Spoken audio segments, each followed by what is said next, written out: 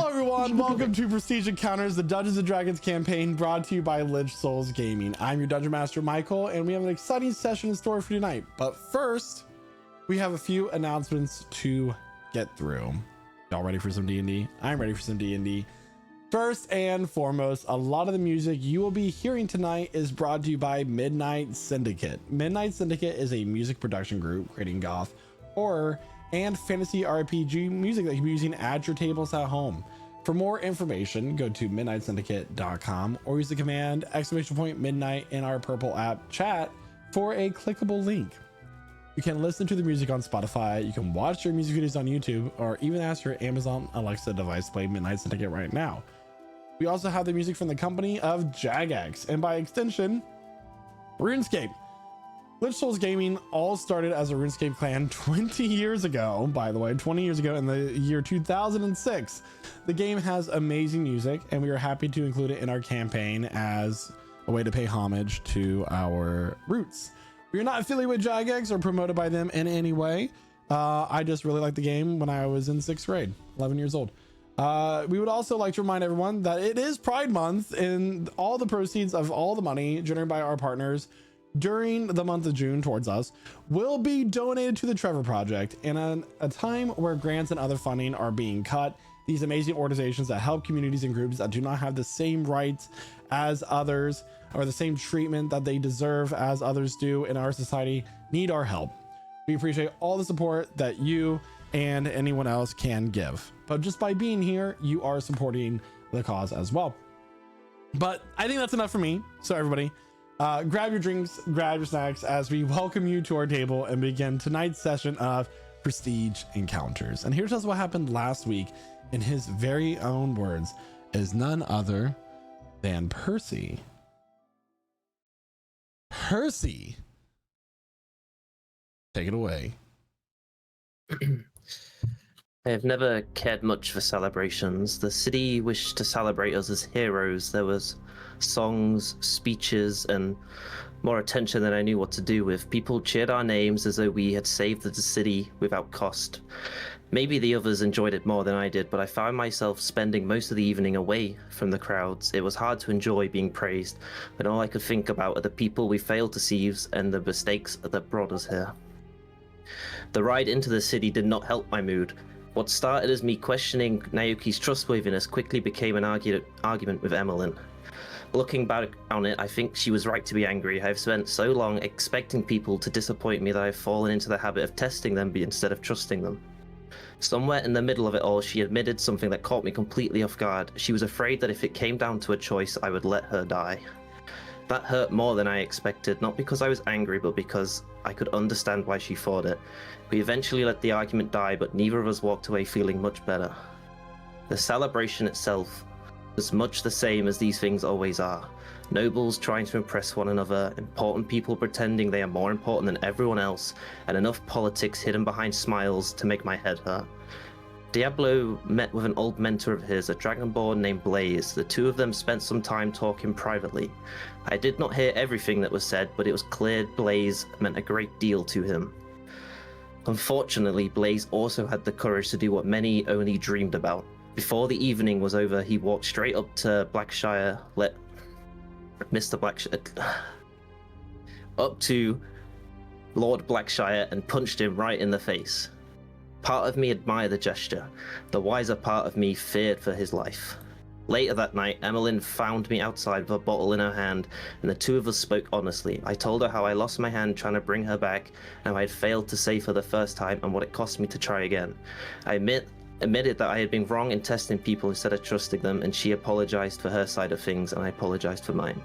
We did not solve every problem between us, but for the first time in a while, it felt like we were actually talking to one another instead of arguing. I think that matters. The following morning brought its own surprises. We were greeted by Marie, who... Oh my god, I lost my place. Marie, who apparently decided she is now one of our housekeepers, whether we agree with it or not. I do not think any of us possess the willpower necessary to argue with her. As we discussed our next steps, I finally revealed something I have been avoided. The traders we need to seek out in Miradorn belong to Pure Birch family. My family. My father still leads the house. I have spent years trying not to think about them, but it seems fate has decided that is no longer an option. Soon I may stand before the people who cast me out and ask for their help. I am not sure what I dread more, being rejected again or discovering they have moved on without me entirely. Before leaving the city, we visit Blaze's home. The place felt wrong the moment we stepped in. Everything was spotless, no signs of a struggle, no blood, no damage, no dust, nothing. It looked like a home, it looked less like a home and more like a room that had been carefully prepared for someone else's inspection. Blaze was gone, but the absence he left behind spoke loudly enough. After what happened at the celebration, none of us believed that this was a coincidence. The Blackshires have a habit of making problems disappear. I fear Blaze may have become one of them. Diablo found a letter and a cloak left behind for him. I do not know exactly what was written, but I know what it meant. The man who helped shape him into who he is today is likely gone, and all that remains are the things he chose to leave behind. We leave for the Brylln Woods next, and after that Mirador, after that my family. And I find myself strangely nervous about the last part. Facing devils, gods, and monsters have become almost routine. Facing home is entirely another matter.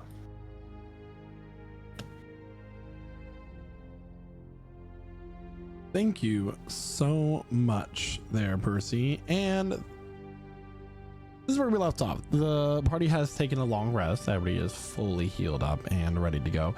And the party, I believe, decided that they wanted to head north for the morning, heading their way to the Brylln Forest in order to connect with a old friend that they helped so long ago in the beginning of their journey. I'm gonna have some beans on toast. With that being said, let's go ahead and get, there we go. You head through the city of Elnira, taking the rail system to the northern part of the city, to the northern gates of the central district. It does not cost you any fare, as you still have your traveling permissions. From place to place, with which you travel without paying, of course, saving you a few gold along the rail system. It is during this journey that you come to the realization that there are probably many people who live in Elnira that probably spend their entire life within one section, as they're not able to afford to go from place to place in the city. Yet, you have earned the privilege to do so. The guards of the Sunkeepers that watch the gate immediately let you through. You have no worries or questioning brought about to you. It takes a better part of 4 hours of your day, but soon enough you are going from a road that is paved to becomes gravel and becomes dirt. And you begin to head through the ancient forest with tall, old, and large trunked pine trees all around. The sound of birds and other flora and fauna begin to fill your ears with their own asynchronous song and melody. And after some time in the city, sometime amongst many places of exquisite taste and high fashion, you once again find yourselves in the wilderness. With that, what would you like to do while you are on your journey? Are we able to summon our mounts, or is it too... I went ahead and assumed that you were doing so. Okay. Miyuki, this is your journey. Do you know the way?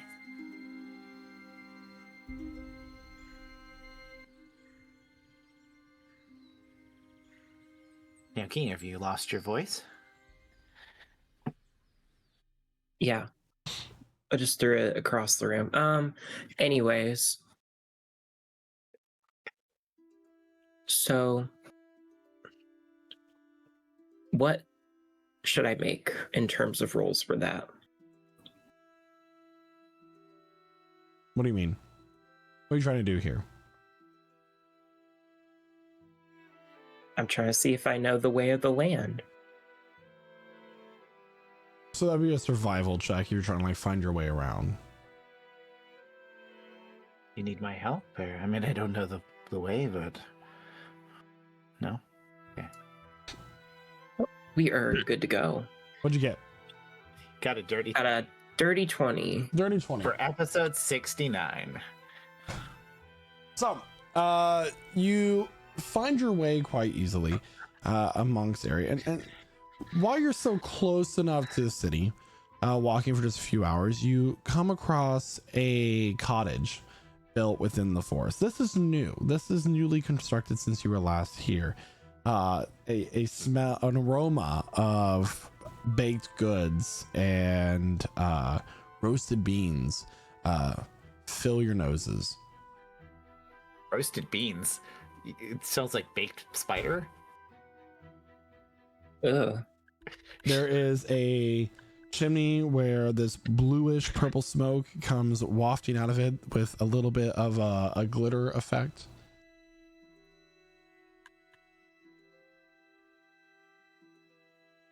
That's new. I don't remember that being here. Did somebody move out? Maybe it could be worth asking them. Maybe if they've seen beans or anything unusual. I mean, Sure. smoke isn't normally that color, right? Not usually. Maybe it's a new witch that moved in? A new witch? What do you mean? There was an old witch? Oh, there's witches everywhere. That's what it feels like.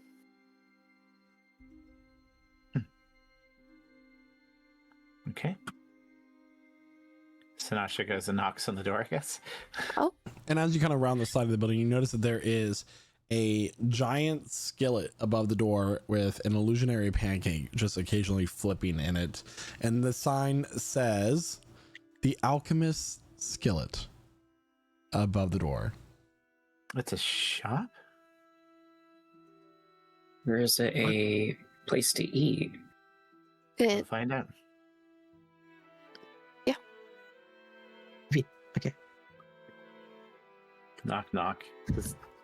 The door opens as you knock, but no one is there to answer. However, there is a person a little further in that's sitting behind a counter that looks up and is suddenly excited.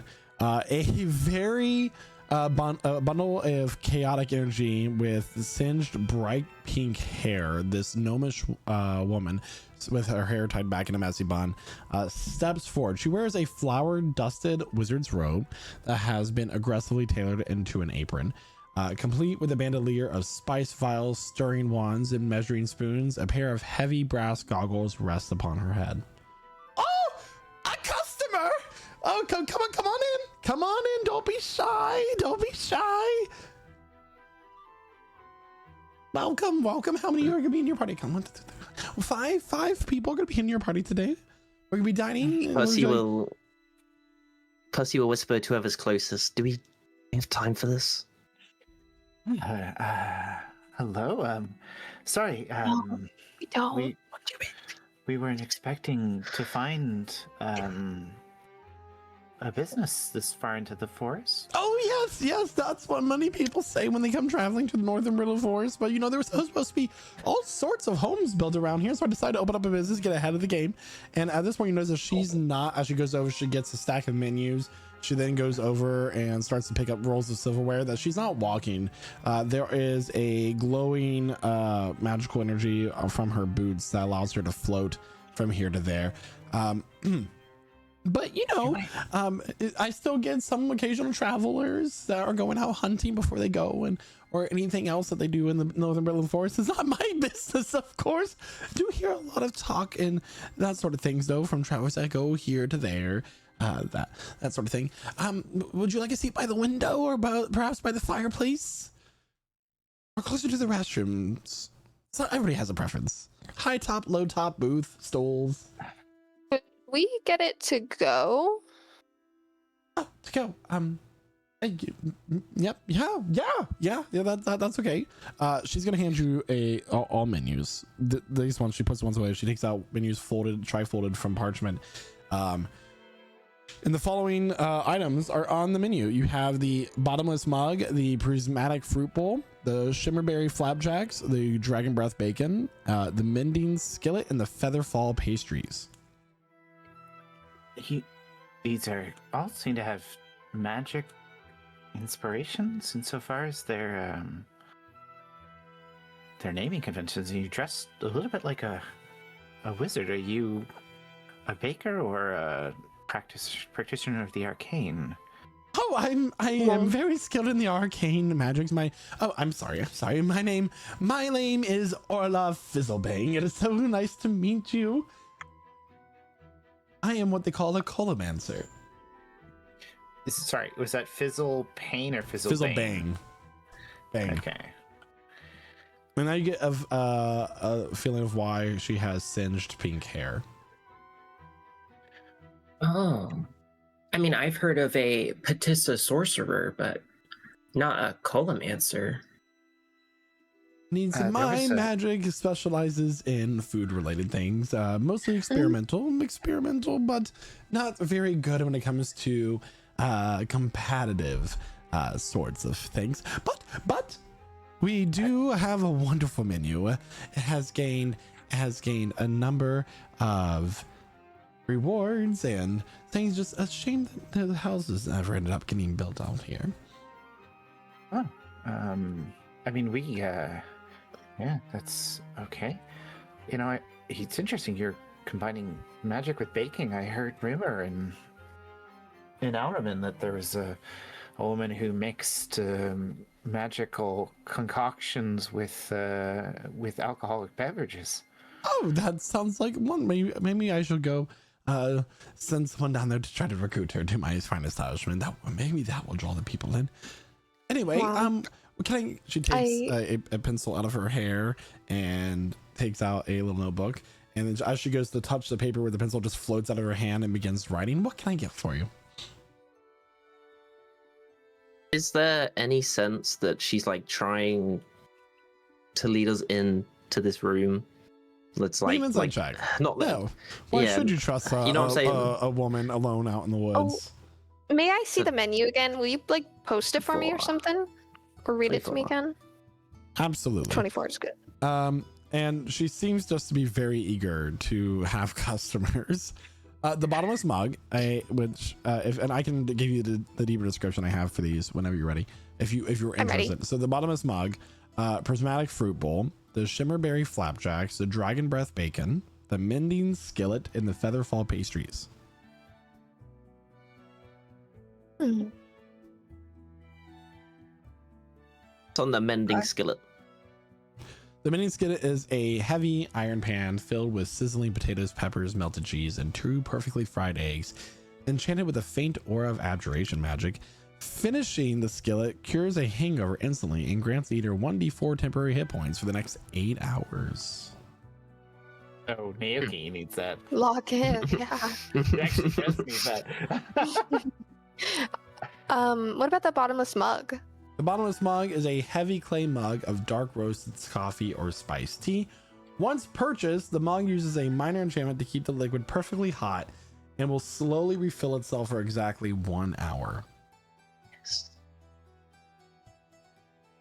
Percy will take one of them with spiced tea. Emmeline will get a bottomless mug with coffee, with like super cheap sugar and cream from like a sick cow or something. Throw that in there, because she needs it to be like that. And then I guess I could 'Cause be she sickening also- Ray on old Bessie out back.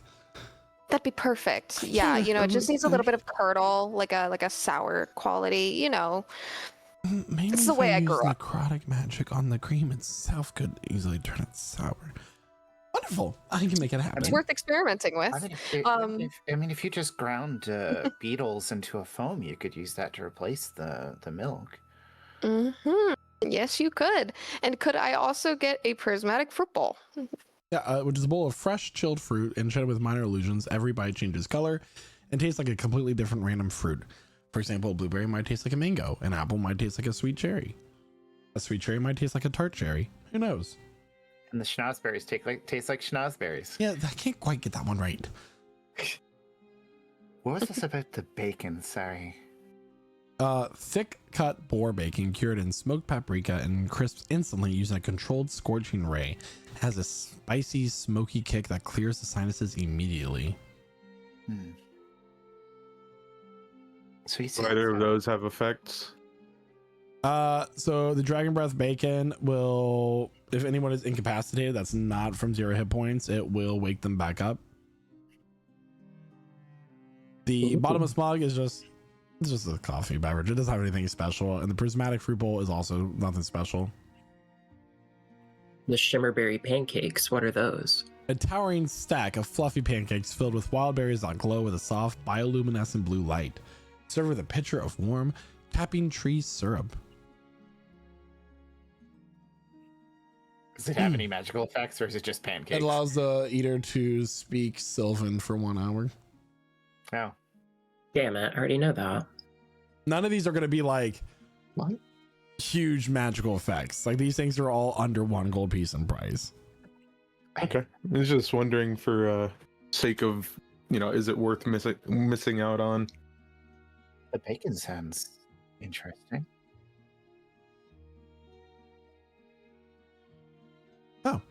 So the bottomless mug is 2 silver pieces. We want 2 of those. Josh, did you want the mending skillet as well?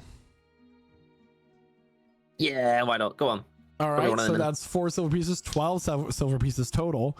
Nick should have one of those, right? Get Who? over his hangover.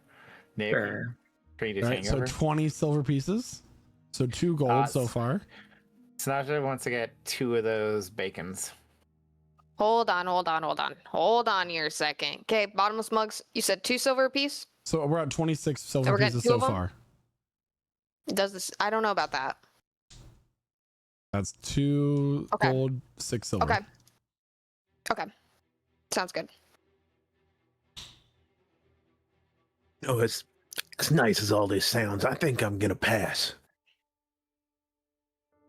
Oh, very well. Just, You have a tip jar or anything? of course, this is right over there. She gestures to the counter. There's like a fucking net or something in my room. Keeps floating in my face. I'd like to throw a gold piece in there just for the gesture, but I'm gonna refrain from eating. We'll get him some fruit to go for him. So 2 prismatic fruit bowls. We're now at 32. Yeah, and you got the 2 bacons for that Sinatra was 32 taking. total. Okay. I'm going to include a order of my Featherfall pastries as a special thank you for What are being the my... Featherfall pastries? They are flaky biscuits filled with sweet cream. They are so light that they literally float an inch above the plate, and you have to grab them before they drift away. Hmm. You Do they have a magical effect? 25% less for the next 1 hour. Any Did the magical effects on these expire so far as we are aware? An hour. Like, I mean, if the bacon you said relieves incapacitation, if we were to use that, let's say later, So the food does Sinatra goes. have an- So food does go bad. yeah. So use your. I would say that all of these would go bad within 24 hours. 24 to 48 hours. Yeah. While we're here, you said you get a lot of information. She's you back. hear things. Behind the counter cooking because it's an open concept kitchen, just the worst Yeah. kind. Yeah. Sinatra will like lean in on the counter. Do you happen to have any? We're looking for a giant spider with a flower on its head. Oh, you must mean Beans. Oh, such a sweet boy. He occasionally tries to bring me some sort of catcha he made. Ah, he's lovely, just absolutely lovely. Well, I'm glad he's making friends. Oh yes. So we're looking for him.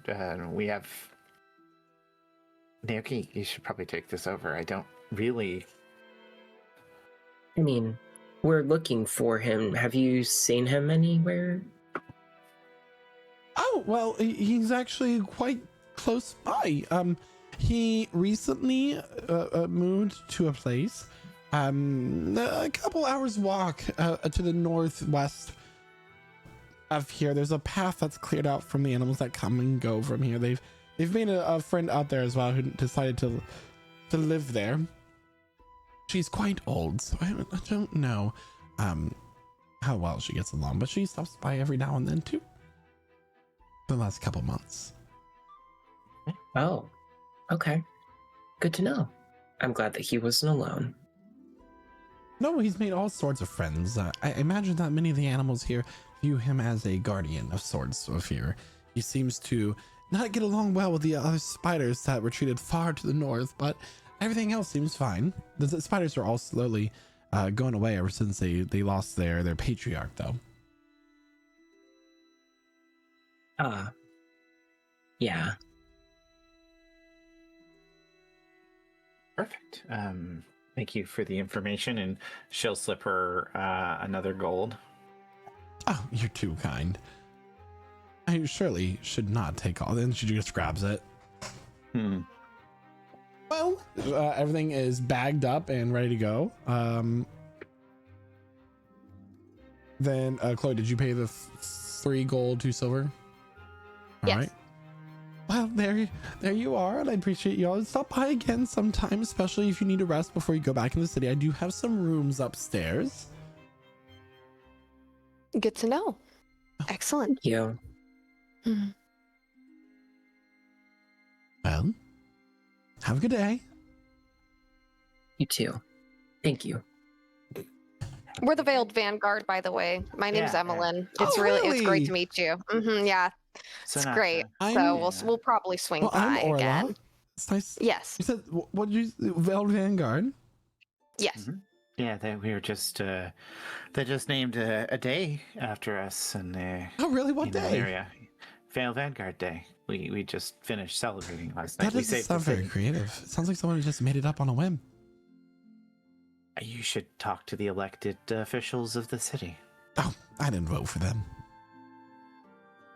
Well, one of them was a demonic traitor anyway, so you chose well. I have a nose for these things. Anyway, Do you have any thoughts on the rest of them? Is that why you didn't vote for them?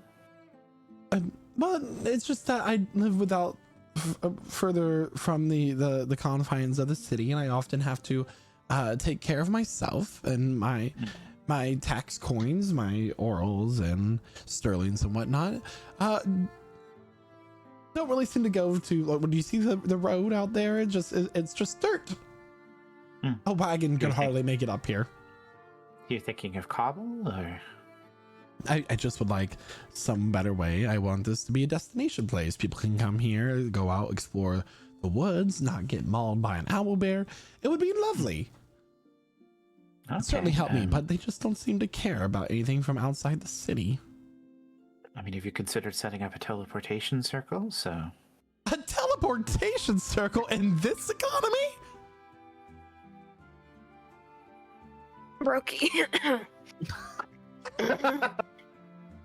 Oh, oh, this coffee's hot. It's great though. I'm also told that the tea is scalding, but anyway, off you go. You want to hurry up and find your friend Beans before it gets dark out? mm-hmm. Emmeline will go ahead and leave. We leave, She'll- yeah. she'll Leave. step out with her fruit bowl and her coffee, and she'll just kind of snack on these. And she'll wait for everyone to get outside and start walking again before she brings anything up. Door closes I and you're think- back on your path. I think I'm torn. This is really good. This fruit is great, and the coffee's great. All the menu items seemed great. She could be really useful at our tower in the Empire. You'd get a lot more business. They could the keep people. Of course. If we still plan on having a gaming hall, it could feed people, and maybe if we get back in contact with the elixir creator that you were mentioning earlier. Maybe she could join as well. Or maybe even we could get Orla into the what did we name it? The Veiled Villa, I believe, in Illyria. Or we were just playing with that name. We'll go with I have no idea, Sure. but we could put her there too. I just didn't like how eagerly she took the gold. I think she's desperate for money. She opened a business up in the middle of nowhere. We can't allow them to take tips, right? I mean, if they're working for us. Are you a monster? We'd pay them fine. They wouldn't need tips. That's money that can go towards the gambling hall. Yeah. Oh, I see what you mean. If customers want to volunteer to tip their server for doing exceptional business, their bartender, the cook, the baker, I mean, I'm not going to tell the customer they're not allowed to, you know. So long as they're not trying to hire them out from under us. I mean, yes, we should pay a fair wage instead of people having to rely on tips, but still. I just have a bad feeling. That's all.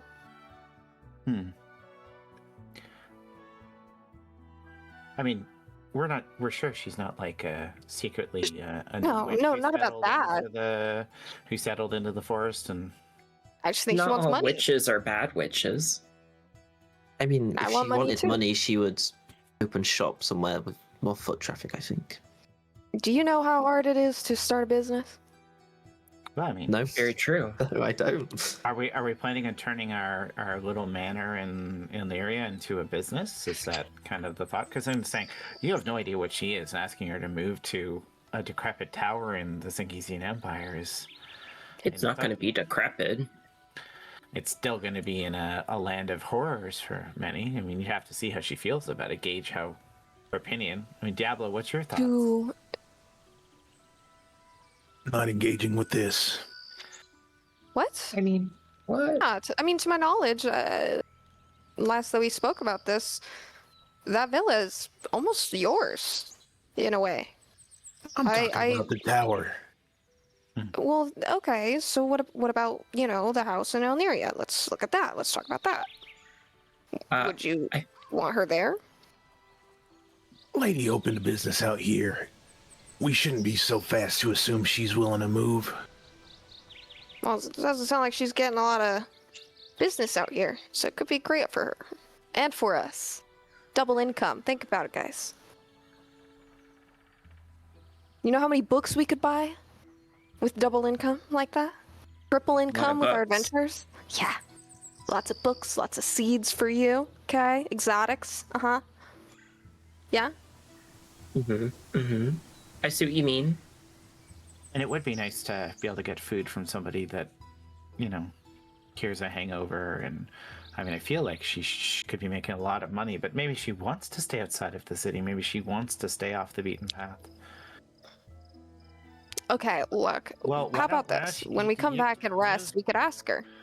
You and I mean, we can do that, or you and Naoki talk to her about how she feels. Can talk to her. I mean, I know you're not the. I just didn't want to convinced. step on toes. Huh. If Diablo had ideas for the villa that did not include a random baker we just met. It's a culinary I mean, if she turns out wizard. to be- Elemancer. There you go. The deeper Mamo. you press into the Brylln Forest, the more the outside world seems to simply cease to exist. The ancient evergreen trees here loom all around you. Trunks the size of watchtowers rise impossibly high, their bark blackened with age and weeping thick amber streams of resin. Far above, the interwoven canopy of pine and spruce needles is so dense that it forms a permanent twilight ceiling. Bright days choked out, reduced to pale, dusty beams of light that struggle to pierce the heavy, suspended mist. There are no bird calls in this part of the woods. The only sound is a deep, mournful creak of colossal timber swaying in a high wind you cannot feel down below. Beneath the feet of your mounts, the forest floor is a graveyard of rust-colored pine needles, dampening the sounds of the footsteps. Layered so deeply over the centuries that the ground feels spongy, almost. The clinking of your armor is also absorbed, making your march unnervingly quiet. Massive moss-draped roots crest the earth like the spines of sleeping sea monsters, forcing you to constantly watch your step. The air is sharply cold as winter begins to show its face, biting at the back of your throat, thick with the scent of damp earth, crushed juniper, and the heavy metallic tang of old magic.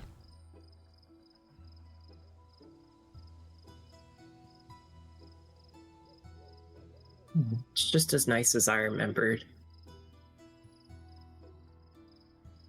And he'll put some of like those rust-colored pine needles into his satchel. It's as you get off your mount, and at this point, it's you guys all kind of have to start getting off your mounts because the branches are getting really thick and there's no real like pathway. You get a very sticky residue all over your hands, that sap of pine needles. It seems like as you try to wipe it off, you just continue to get it like more spread out, and it's just an awful sensory feeling. Mickey will try to taste it. He'll taste it. Oh. Taste the pine resin? Gonna make Yeah. a Constitution saving throw for me, please.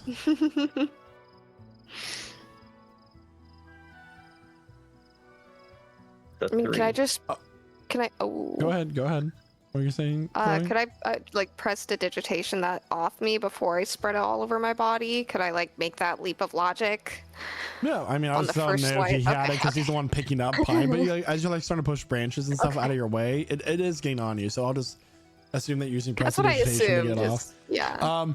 But with a Constitution saving throw of 3, Naoki, you go and you taste a little bit of this pine sap, and it just is this awful bitter taste, and you immediately start to spit up and like dry heave a little bit.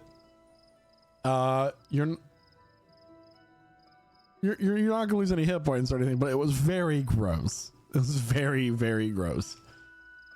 Is this sap unusually thick for, like, does it feel... I mean, make a nature check. Sure. That's hard. Guidance.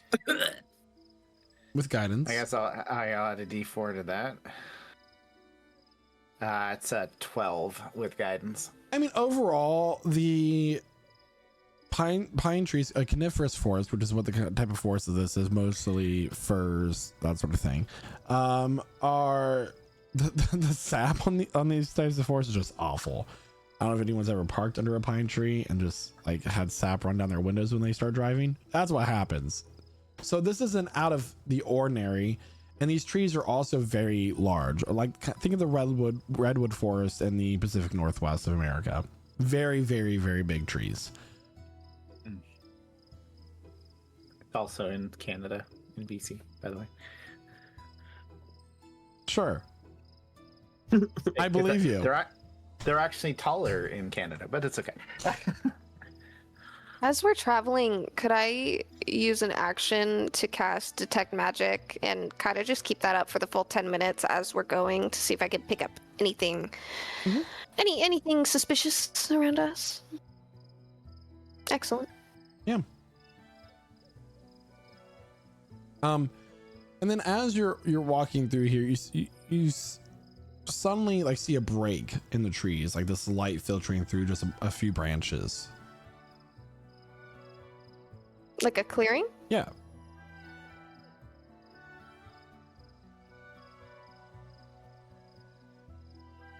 I'm through. You push through? Oh. You step out into a scar on the land. Massive tree stumps serrated at the trunk, spread all around you, through the rolling hills. you notice a few of these mechanized golems, it seems, to have these electric or some sort, we'll say, think of it like chainsaw arms. I'm trying to figure the words to describe it in a magical way, but you get what I'm saying. Have moss and vines have grown over them as nature has kind of started to take its territory back. But all of the trees across this square mile area are gone. What happened here?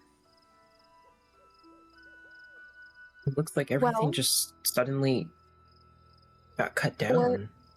Orla mentioned something about people planning development around here. Maybe this is connected. There was talk about a failed expansion as well by the governors. Mm-hmm. Yeah, a failed factory, they said, but it was quickly taken over. Well, industry moves quicker than nature sometimes. Wonder if we can find that factory. Why would beans be here? Can I start looking around, maybe at these machines, and can I look for clues, maybe? Sure. Go ahead and make a survival check as you're kind of. Are you looking for? Well, let me ask. Items. Are you looking for like tracks, or are you looking for? What are you looking for clues? Like, what are you trying to find out? Well, it doesn't make sense to me why these would just be here. These seem to be pretty expensive pieces of equipment. So I would like to first examine the equipment, see if it broke down or if it was damaged by an outside force. And after that, I'll kind of continue making deductions. Okay, so investigation, please. Okay. Ooh, that's a natural 20 for a 28. Yeah. 28. It seems that this mechanical construction, what you can tell from it, was piloted by a person. It was not a golem that acts on its own accord. It seems that in some part you notice that there are visible scratches on it. There are places of soot, as if whatever made this run got backed up and the engine probably overheated, and there was some sort of fire that broke out on the machine itself, causing it to break down here.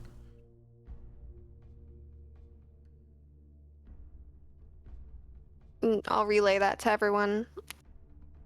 That doesn't exactly explain that to me, you know? It could still... I don't know. It could have broken. But the scratches are a little weird, aren't they?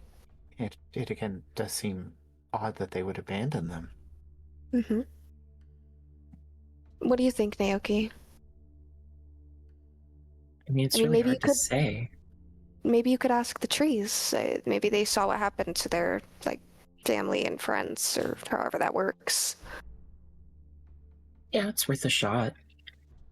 And he'll you just see this kind of green aura glow around him as he envelops the trees with speak with plants.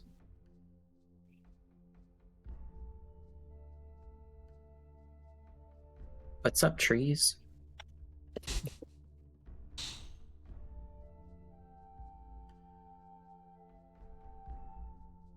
Hold on a minute.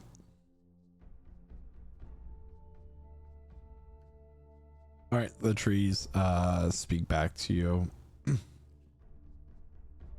Hello? Hey there. What happened here? Where are your brethren? Your trethrin, I should say.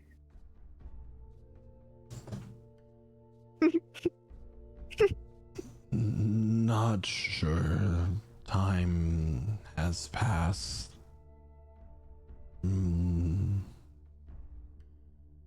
Days, months, years. What are these things to something such as us? Fair enough, but I mean, doesn't it concern you that instead of like seeing these just basically corpses of your past friends, the stumps?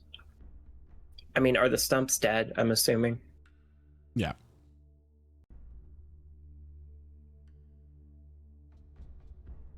Trees fall, they grow again. Because at this point, Emmeline, you feel a pressure against the side of your neck pointed right at your jugular. A voice that you cannot seem to locate. Surveyors? Here to finish the work of the construction companies, I imagine. No such thing. Wrong. You feel the pressure point on your neck, a slight trickle of warmth as a little bit of blood is spilled. Just a slight, just enough to be a pinprick. You all hear this. We aren't doing anything wrong. And then who are you? And We're the Oh, since you ask so kindly, my name is Emmeline with the Veiled Vanguard. We are here looking for an individual named Beans. the pressure stops. Beans. And how do you know Yes. this creature? I'm the one that kind of gave him his name and then also just introduced myself to him. He also grew a flower in his head. Naoki was like his first friend, I believe. Yeah. Yeah.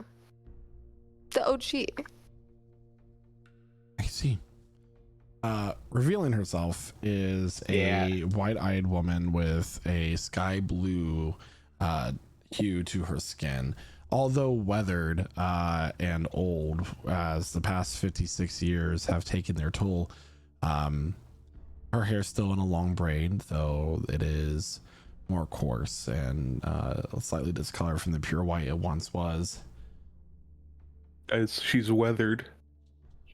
The Air Ganassi, known as Gale.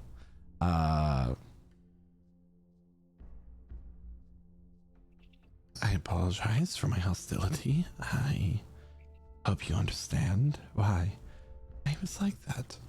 She tosses you a vial with a red liquid in it.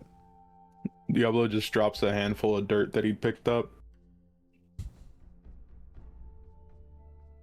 Emmeline will pocket the vial and she'll just wipe away with her neck. She's not good right now.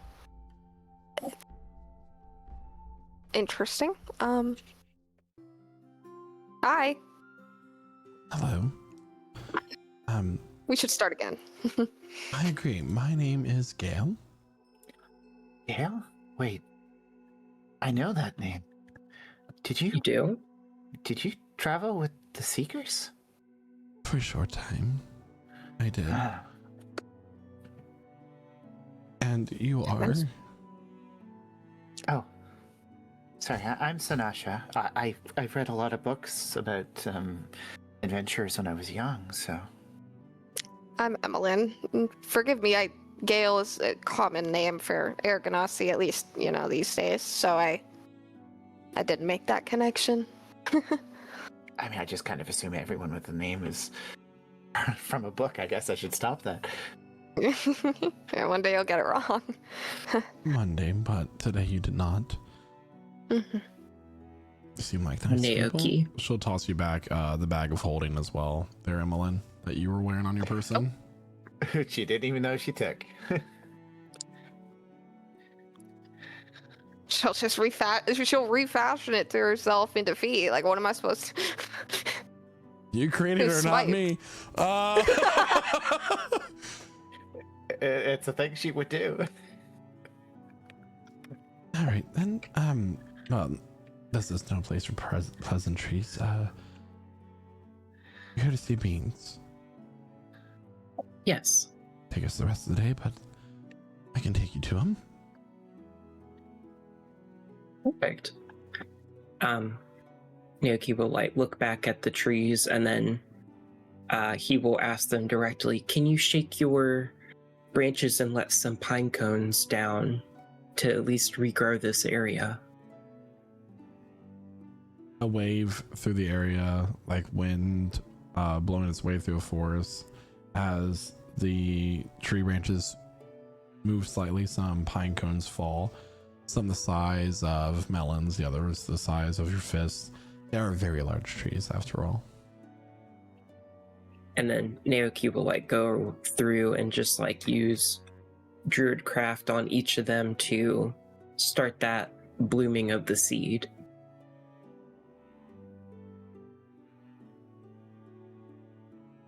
Are we going to All walk right. through the clearing, DM? Does it look like she's leading, or are we going to leave the clearing? She is walking to the other side of it. Okay. Well, Sinasha's going to take some of the pine cones and start distributing them across the clearing as they go. As you kind of like walk So down yeah. the hill of this clearing and look down, she'll kind of point to a larger building that you did not notice previously. There's the foundry where they were creating these things. She kicks one of the automatons. Luckily, your friend Beans led a party of his own of more intelligent woodland creatures to take care of it. Oh, perfect. I'm People glad that he's making seem friends. to believe that such a thing could occur, but there's something about this forest that gives the things living within it a little bit of stronger will, I'll say. Wasn't a fan of the foul-mouthed butterfly, but luckily for me, their lifespans aren't that long. Foulmouth butterfly? Story for another time. She'll continue to walk you through the clearing, getting to the other side, back into the forest, and at this point you start to notice, as she points out, certain wires of this thickly spun web. And these here are warning systems that are being put in place to warn people, or warn them all, of oncoming danger, whether they be friend or foe. But I would like to surprise him. Yes, that'd be nice. As it starts to get dark out, the sound of the forest at night begin to fill your ears once more.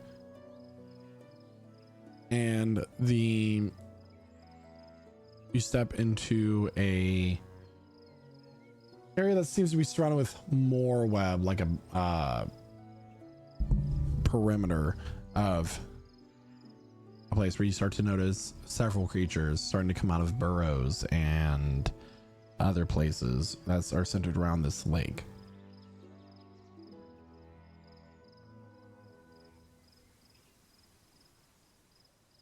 Don't worry, everyone. I've brought friends. Well, you can speak with animals too? I've learned a few things in my time here. She shows an amulet around her neck. Oh. Stole this from a druid. Oh. Where'd you steal that from a druid? Wonder what druid. I mean, there's a lot of druids now. Plenty of druids. They make the strangest things. Anyway. You stand outside of a cave that has a funnel of web leading into it. And stepping out, his little toes making tip-tap sounds as he steps out, is a giant spider, gray among his bristles, known a flower upon his head. Beans the spider. And then Naoki will instantly cast. He won't wait. He will just go ahead and use Speak with Animals. Oh, it's been so long, my dear friend. And he'll like drop down. Beans will skitter up to you. Hello. Oh, Beans' you sound friend. a little older. Wait. You're Beans, right? Beans, my name. You sound a lot older than last time we talked. How have you been? Been good. Blood revolution. Animals win. You're a revolutionist? Interesting. He's just like talking in like clicks and stuff while y'all are just hanging out. Yeah, Emmeline's just kind of like kicking at the dirt, kind of looking around, waving at some of these animals, and she's so out of her element. They all seem to have like gathered in a semicircle around this interaction. Why are you here? I wanted to see you again and possibly be able to take you with me, like I had promised originally. You hear a number of opposing voices around you. The rest of you just hear a bunch of chittering animals. Are they angry? I don't know. I don't know. They just sound like animals. This is weird. I'll translate for you. Oh, thank you. Wonderful. What do they say? Diablo's looking up at the top branches and stuff. You see, you point out of a few different animals. There's a raccoon, and he's kind of leaning up against a tree, and he appears to be sharpening some sort of shiv made out of a tree branch. He's the one that's the feistiest looking one. There's a porcupine. You notice that there's an owl, some with mates and children at this point. There's a few others as well. I'm forgetting all the animals that you guys played. There's a lynx. There's a lynx. Silver-haired lynx. Yes, Yeah. I forgot about the lynx. An owl, a butterfly, Is dead. a raccoon, allegedly. Butterflies Willow only live is for like there. 2 weeks. Willow, Yeah, the a boar. boar, the maybe. boar. That's right. It's the Unless he's were-boar. been captured by the authorities. 'Cause he's a were-dwarf.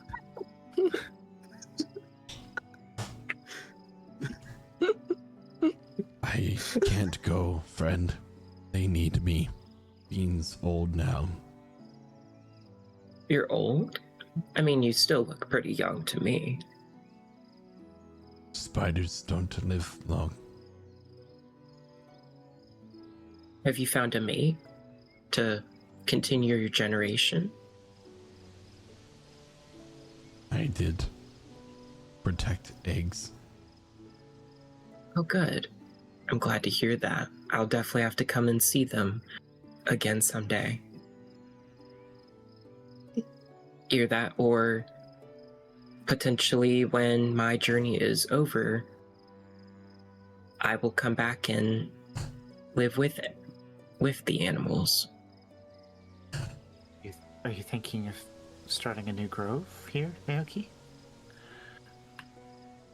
Potentially, I mean, the Brylln Wood does not have a current protector or a grove in it.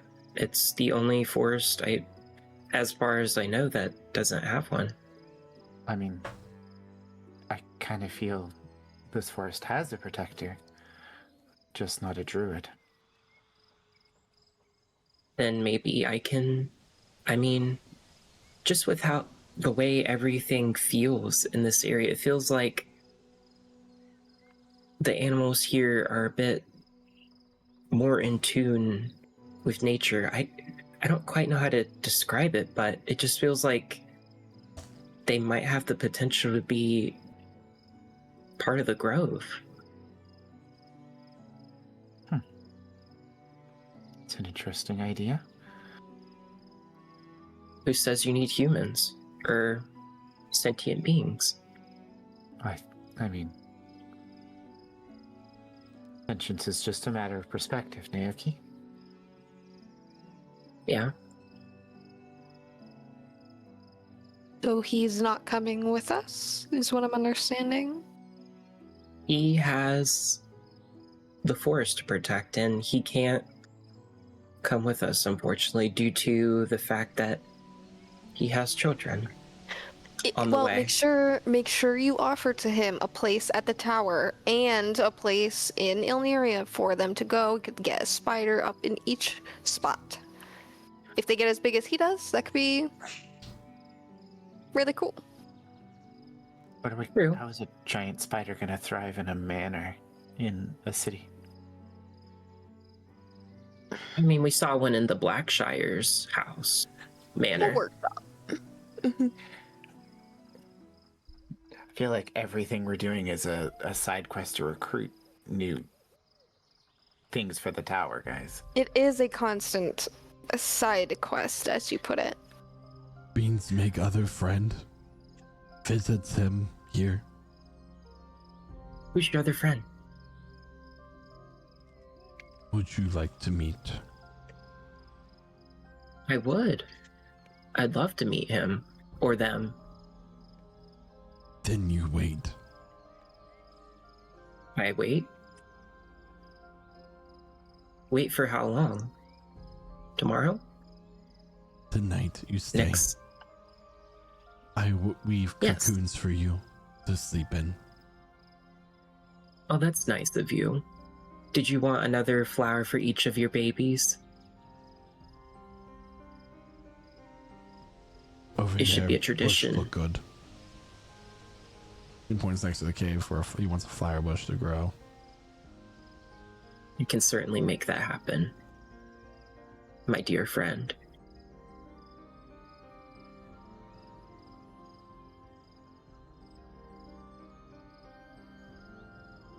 What would you like to do in the meantime? Did you want us to go hunting? Do what you want. Beans is tired.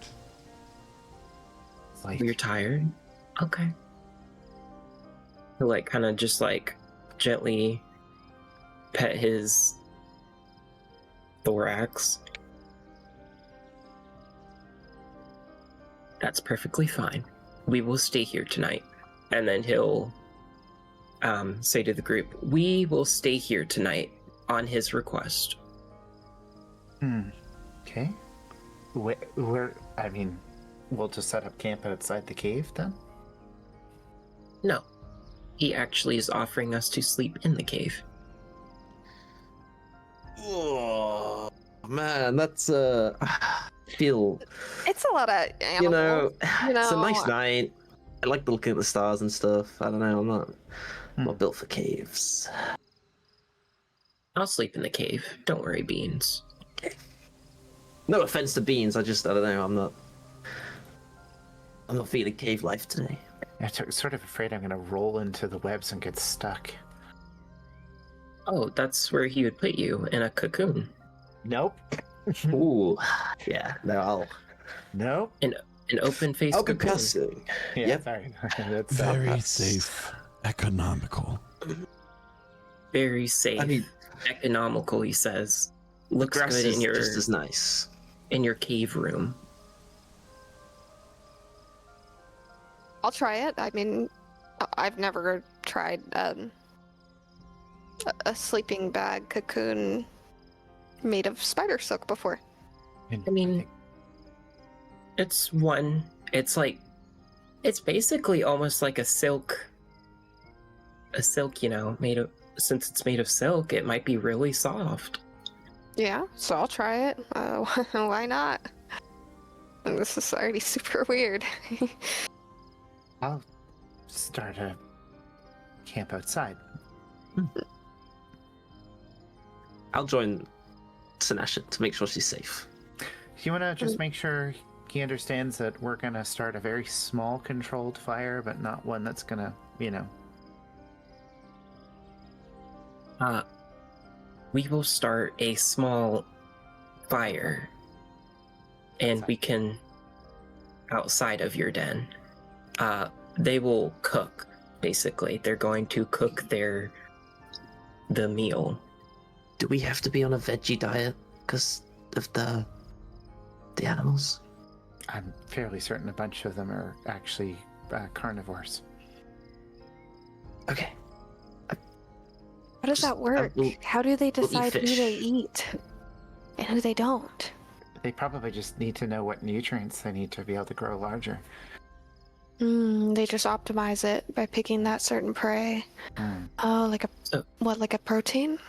See? Maybe they like. And like carbs. It's likely just a natural trait based on evolution. I mean, they've targeted specific food that gives them the nutrients required to eat. And they rely on The brain rot. Brain rot. If you as know, set you up know. camp, the animals begin to disperse. The raccoon walks past you. He takes his shiv and runs it across his tongue, and then does this to all of you and keeps on walking. Sinasha flicks her axe on for a second, looking at him, and flicks it off. Naoki would just like wave happily to him. Why are you intimidating the raccoon? Why is he intimidating me? I mean, I feel like you could just step on him. You don't have to. I could. He needs You don't have to know- do all that, man. He needs to understand who's the alpha here. I'm in charge. I'm the boss. All right. Whatever you say. Emmeline is going to hop into the cocoon and sleep because she keeps looking at these animals like that little raccoon. Man, a raccoon soup right now would be incredible, and it would be ready by morning, and the broth would be nice and cooked down.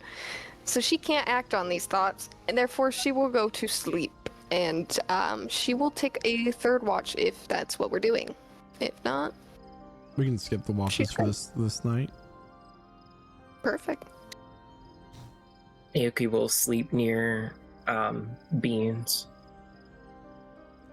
Okay. So, as you're all sleeping, you, Naoki, you're shaken awake to the sound of chittering and clicking noises as Beans excitedly pushes you with his two-pronged foot. Beans, hold on. Let me just. And he'll like lightly cast speak with animals. Oh, what's up? Wake friends. She wants Wake to friends? see. Ooh, okay. He'll like go and like immediately shake Emlyn awake. Who's attacking? What's happening? Bean What's going says on? that he has someone for us to meet. I guess that's what he meant by tonight. Oh, okay. Yeah, give me a second. Let me go wake up the others. Just hang out there with them. They're very nice. Diablo's And he'll, gonna like- drop out of a tree. Oh, hi. Can you go wake up Percy and Sinasha? Sinasha's just holding her axe in her sleep. Hand on the trigger. Diablo will just nudge Percy with his foot, and he'll take a small pebble and flick it at the head of Sinasha's axe to make a pinging noise. She like gets up, flicks the trigger on, and like, what? We got something to see, apparently. Oh, something to fight? I don't hear nothing about a fight. Okay. She turns her axe off and like puts it away properly. She gets up. Naoki will go back into the cave with Beans. What's up? Who do you want us to see? Follow. Following.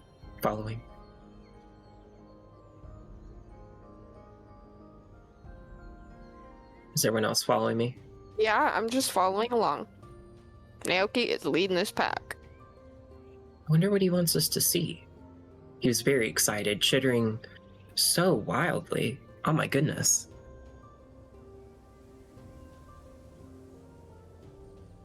You are led further into the heart of the sanctuary. Beans excitedly scuttles ahead of you, his many legs moving forward with an unusual rhythm.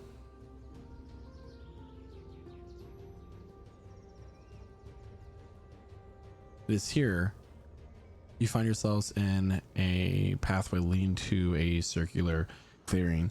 The trees here seem more ancient. There's a hum in the air. It's at this point the towering pines begin to shift.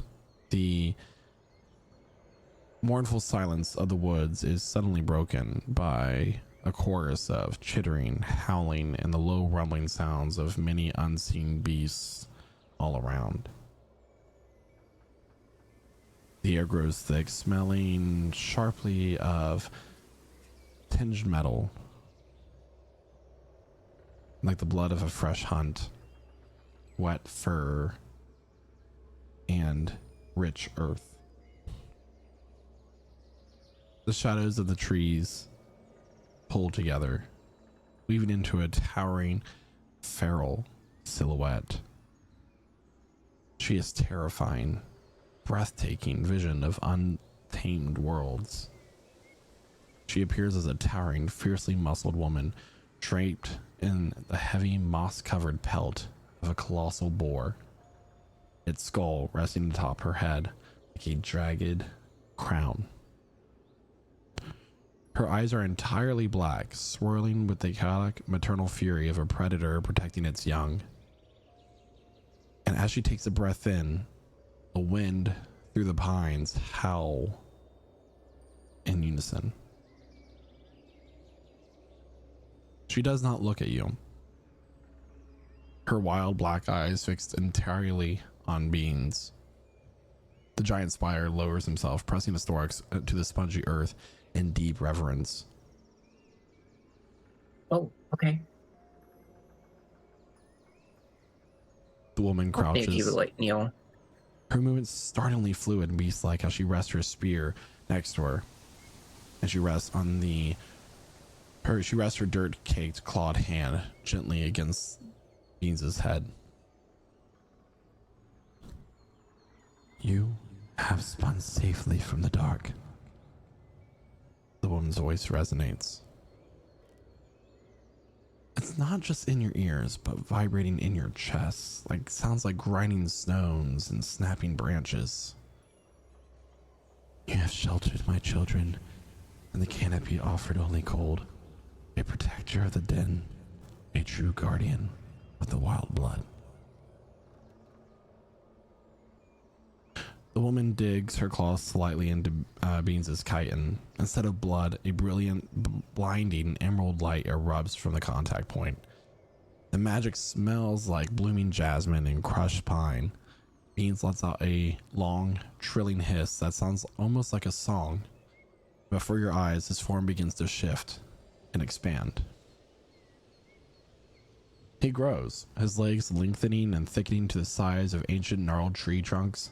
His dark chitin shifts, taking on the shimmering, hardened luster of deep forest amber, threaded with veins of glowing bioluminescent green moss, his eyes now burning with profound, ancient intelligence and primal authority.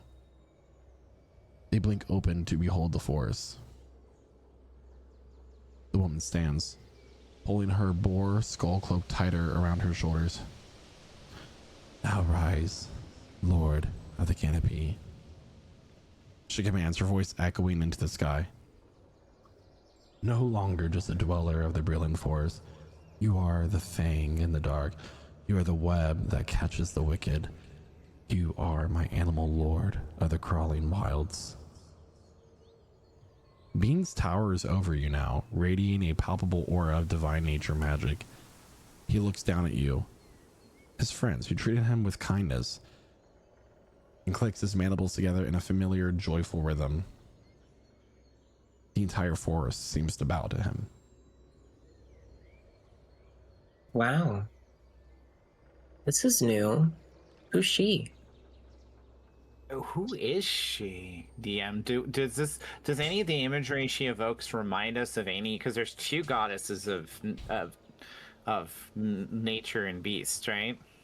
Go ahead and roll a religion check. She Yeah. Might help with that. pulls the pelt of the boar tightly around her shoulders. And as she does so, her form shifts into that of a large boar, one that would be prized in many halls, but based off her blood-stained tusks, you know that will never happen. And she takes off into the forest. I mean, if we even with Percy's help, it would be an 18. 18. You were just blessed with the vision of Liaja, the frenzied mother, the goddess of wilds, beasts, and forests. Okay. Liaja, goddess of the wilds. What? A goddess? Liaja? Yasha? Well, I mean, that doesn't happen every day. It kind of feels like it's... So Beans has been blessed by a goddess? He's now divine. That is correct. Did he just talk to us, DM? Mm-mm. Another voice No? calls out behind you.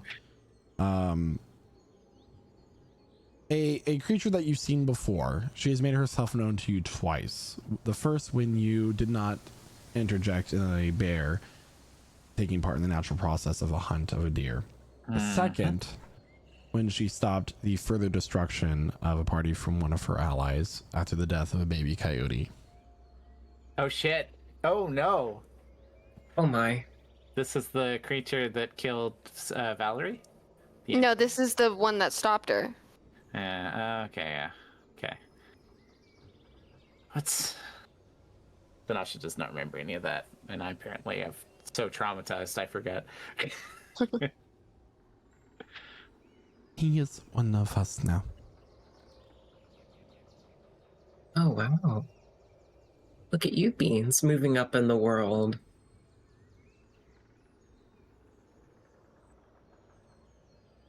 Beans calls out. And at this point, all of you can hear him telepathically in your heads. Beans have purpose now. You have a great purpose. You're the animal lord of the crawling forest, she said. That is correct. I protect this place now.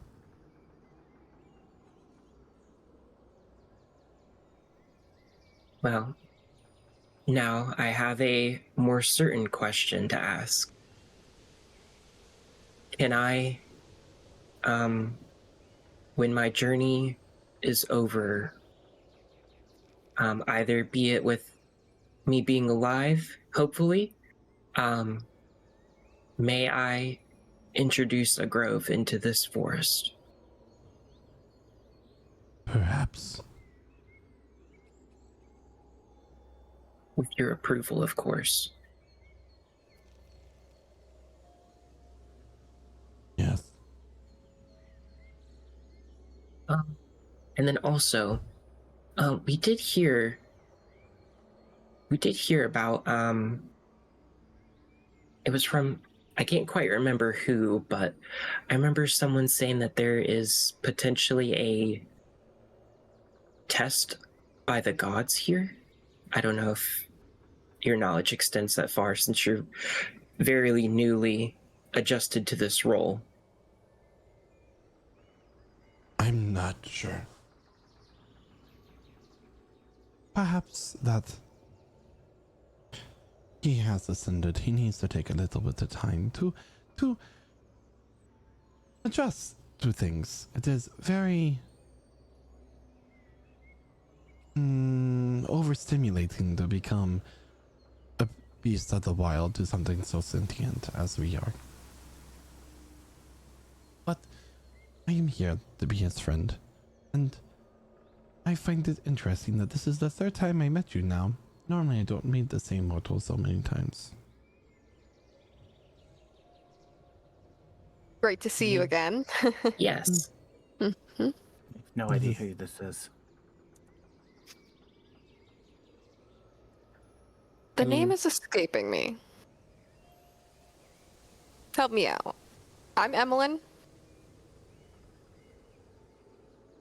What was the name that I told you?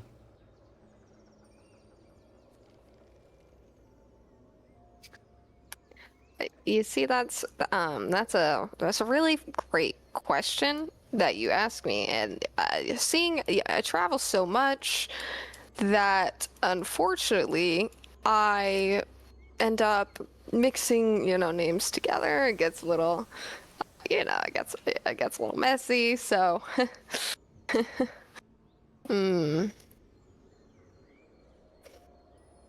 I don't know. I'm sorry.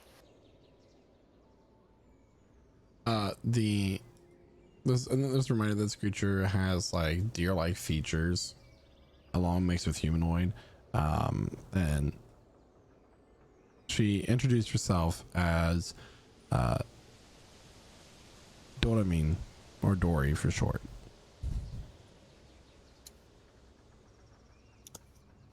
I will not forget that this time. I think you will, but it is okay. Beans has received a great honor.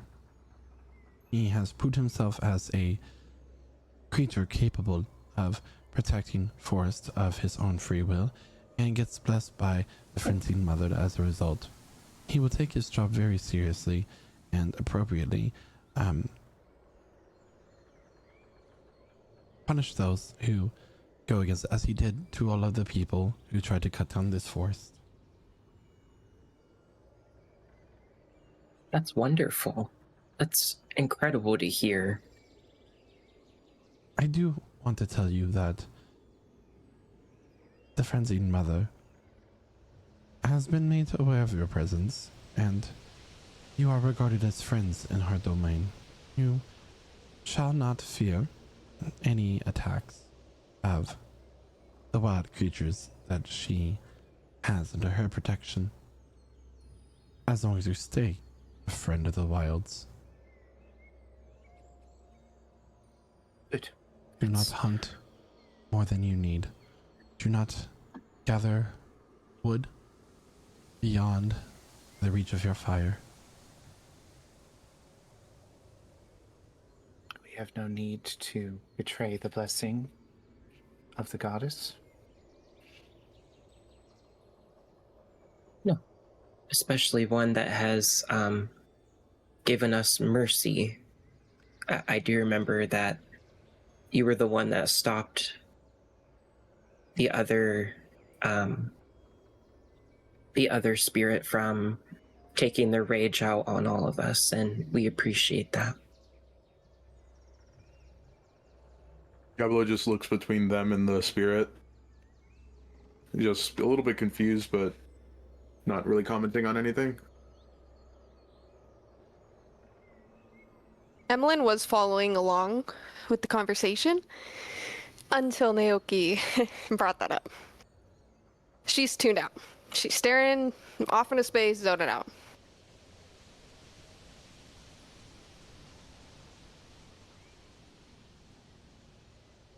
We've done what we've came here to do. We came to seek out Beans, and it seems like Beans has a home here.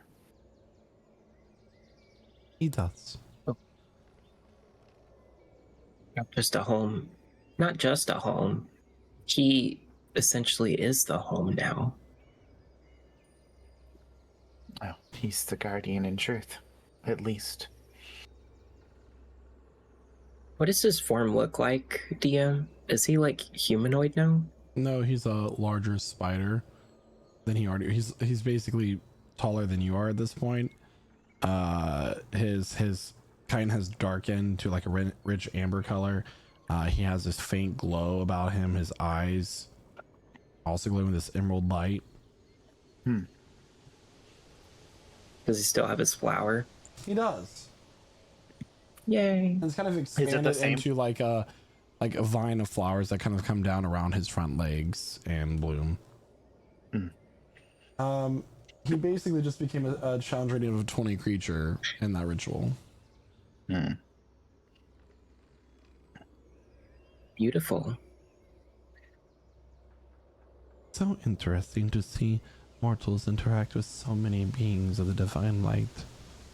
But there are stranger things out in the wilderness, I guess. But I must be going. There are duties that I must attend to, as my goddess demands. May I ask one favor of you? And who are you to ask a favor of me? You may ask it. I am free to say no. We may need your help, as we are fighting a god of help me out here, Sanasha. I'm trying to say it here. Contrast? Yes. We're about to face off against the god of deception to try and stop his dominion from spreading past Railworm. Oh, wow. Exactly. And he is destroying everyone's home. He is destroying both humanity and beast alike. He does not care just about expanding his domain.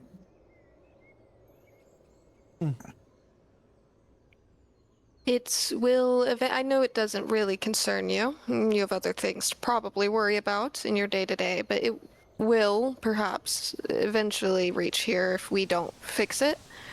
And then you will have to deal not on your own, but with a much more limited force. So it's worth considering. It's something you could nip in the bud, forgive my poor phrasing, but it's worth thinking about, maybe.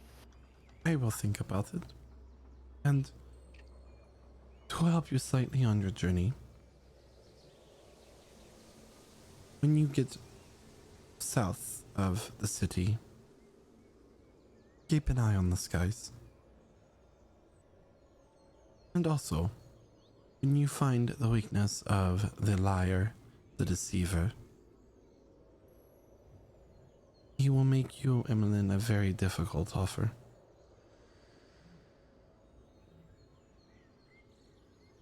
Noted. I will prepare myself for more grief. And just know, when he speaks his words, for once, they will not be a lie. Even better. Yeah. I am very thankful for the warning. Before me, It's always great seeing you. Immediately shifts into that of a golden deer with antlers branching off into many different just like this large thing of antlers, and takes off into the woods, the light fading with her. I must also go, friends. I'll still make sure to plant that flower bush that you asked me for your children.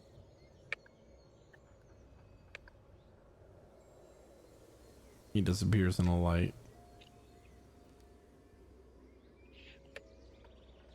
Well, I guess we're not getting beans. we're not, but he's getting his own purpose that he's always wanted from the very beginning. Okay. So, do we go back and try and recruit this baker, or we don't have much time? Do we teleport back to Oneria now?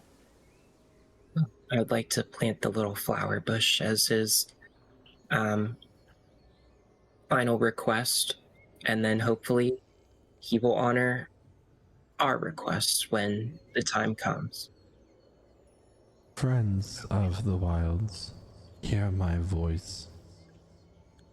You may find your way home at twice the speed, like a stream flowing downhill. May your journey be swift.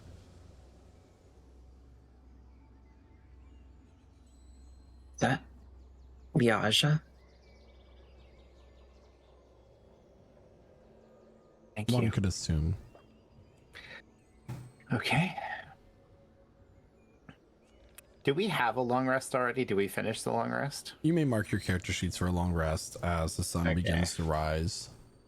Yeah. I guess let's make our way.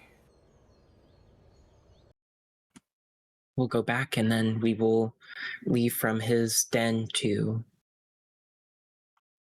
the city if we want. I mean, Emily, you can always send her a letter. Or Oh, I can ask someone. Send who a letter? The baker, Orla. Oh, yeah. I don't know her mailing address, but I'll take a peek when we walk when we walk by again.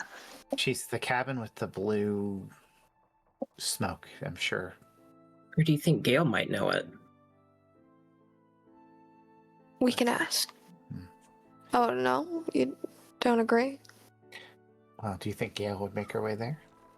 Well, clearly Orla Absolutely. knows about Gale. Fair. I assume that's probably her only customer.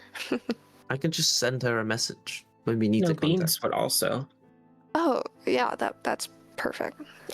We don't need to really stop by. I don't desire to dine in today. Can Naoki insight check Emmeline? Yeah. What are you trying to find? The vibe feels off about her. So you're trying to figure out her vibe? The Mhm. vibe check. Just feels like she's kind of really quiet all of a sudden, like something's on her mind. Yeah, I mean, it's not hard to tell. It's she's wearing it. She's wearing her heart on her sleeve right now. It's just it's that feeling of grief when you're just very disconnected from the material world. It's like you're watching your own body. You're watching yourself talk to people. You're not actually talking to people. She's in that state right now. She's thinking very deeply. So these off vibes are kind of just her mind isolating as she's thinking about Valerie. You okay, Emmeline? Yeah. Let's just go. I mean, Doreen said to look up into the sky and we would find our way.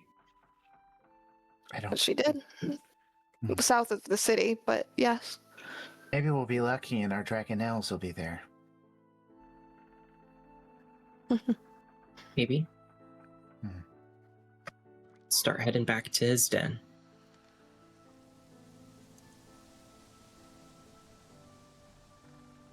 So Pitter patter. you all arrive back at the animal sanctuary within the Brylln Forest. We can call it the Brylln Sanctuary for simplistic reasons. And Gale is sitting there, kind of pushing a stick into the fire, stoking it. I've had enough of gods. You're telling us. What? We every single one. I swear, every day. Mm. Anyway, I still think that Kresna's a bitch, but that's just me. I'm sure you're not the Well. only one. I don't know if you saw, but it looks like Beans has become a protector of the forest, essentially a nature spirit. No, he was promoted off of cleric then.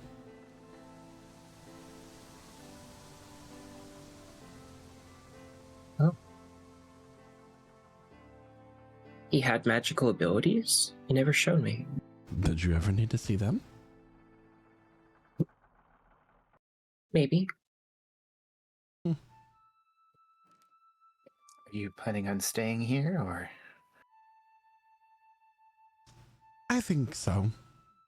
There's a tree over there by the pond that I think would make a good spot for me to lay to rest. Plus, Wait, I have to finish teaching the raccoon everything I know. you're not planning on going anytime soon? Not soon, but to be honest, I was really worried that you were all going to try to fight me when I pressed my blade up against that one's neck. I don't have the joints for it anymore. You still No. seem limber enough.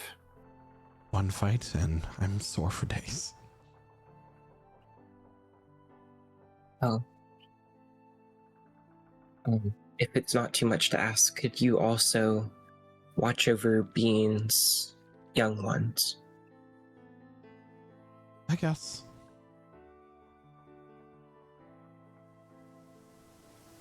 I will Thank keep an you. eye on these animals here.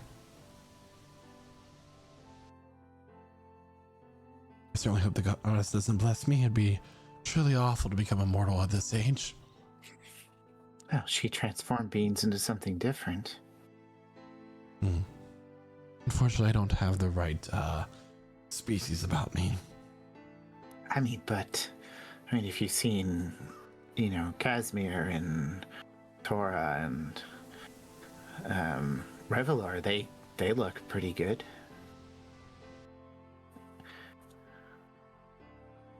On your way Being back, there's divine. a really nice brunch place I like to go to. Be sure to check it out. It's and she pulls out a piece of the bacon. This is from that place? Yes. She has a new menu every day, actually. That's ambitious. I can respect that. Do you think she's looking to move somewhere else, or be happy where she is? I think it's possible. You don't have to ask her, though. Oh, and you can give this back to her. Hand you a set of silverware.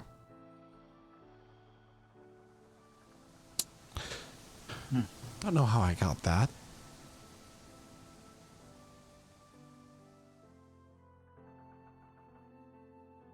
Icky fingers, maybe. There's a lot of sap here. It's believable. We'll just blame it on Percy anyways. What? What did I do? Oh, no, you forgot to return some silverware you took from that place. I mean, you wanted to steal the sun from an underground lair when we met you. You're not exactly with a Whatever the hell that means. Tomorrow. Use its power for good. God forbid I do something useful. It's goddess forbid now.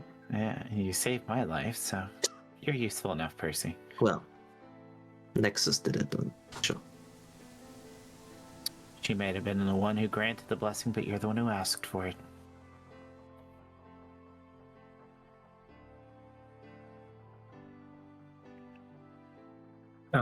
Naoki will go over to near Beans' den and just kind of like open up some dirt and then place one of the petals that he has constantly flowing from his umbrella into the ground and like put some dirt over it and then cast Druidcraft. So a little sprout will appear in front of it. Okay.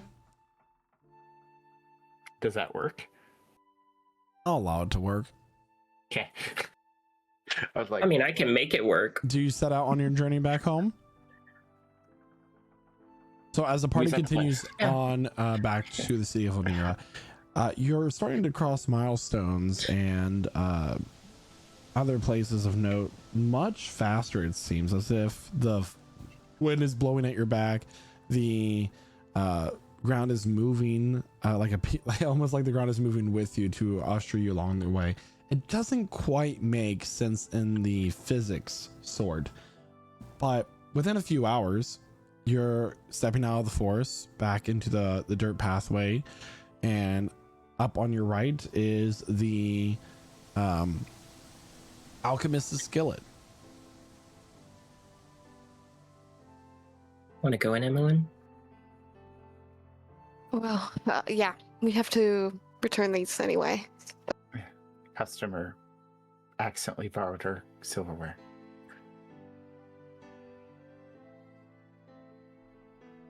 And your thought. Knock, knock. Oh, hello again.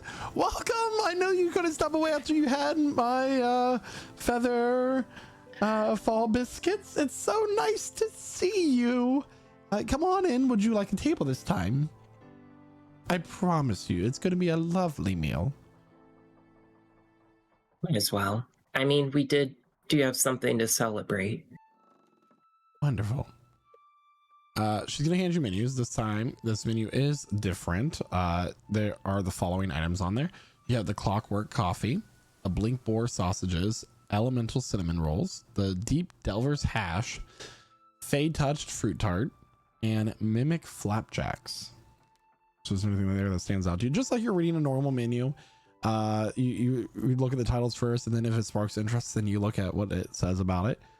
Let me know and we can go. This menu is slightly pricier than it was the last one, but all the menus items this time do have a slight magical effect as the other ones did. What's going on with the cinnamon rolls and the first drink you mentioned? The clockwork coffee. The elemental cinnamon rolls, a massive gooey pastry spotted with cinnamon and topped with a shimmering iridescent icing. You can choose whether it is served piping hot or refreshingly chilled, so fire or frost. For the next 8 hours, the eater is comfortably acclimated to extreme weather environments, whether extreme heat or cold, depending on what you ordered. And occasionally burps harmless puffs of smoke or snow. And then the clockwork coffee, a pitch black thick brew served in a ticking copper mug. It tastes intensely of dark cocoa, roasted chicory, and a hint of static electricity. And you get the jitters. For the next 4 hours, you cannot be magically put to sleep and gain a +1 bonus to your initiative rolls. I will get both of those. Awesome. So that is going to be 13 silver. Okay. What's up with these flapjacks? Mimic flapjacks. We love those ones. Let me get this music going.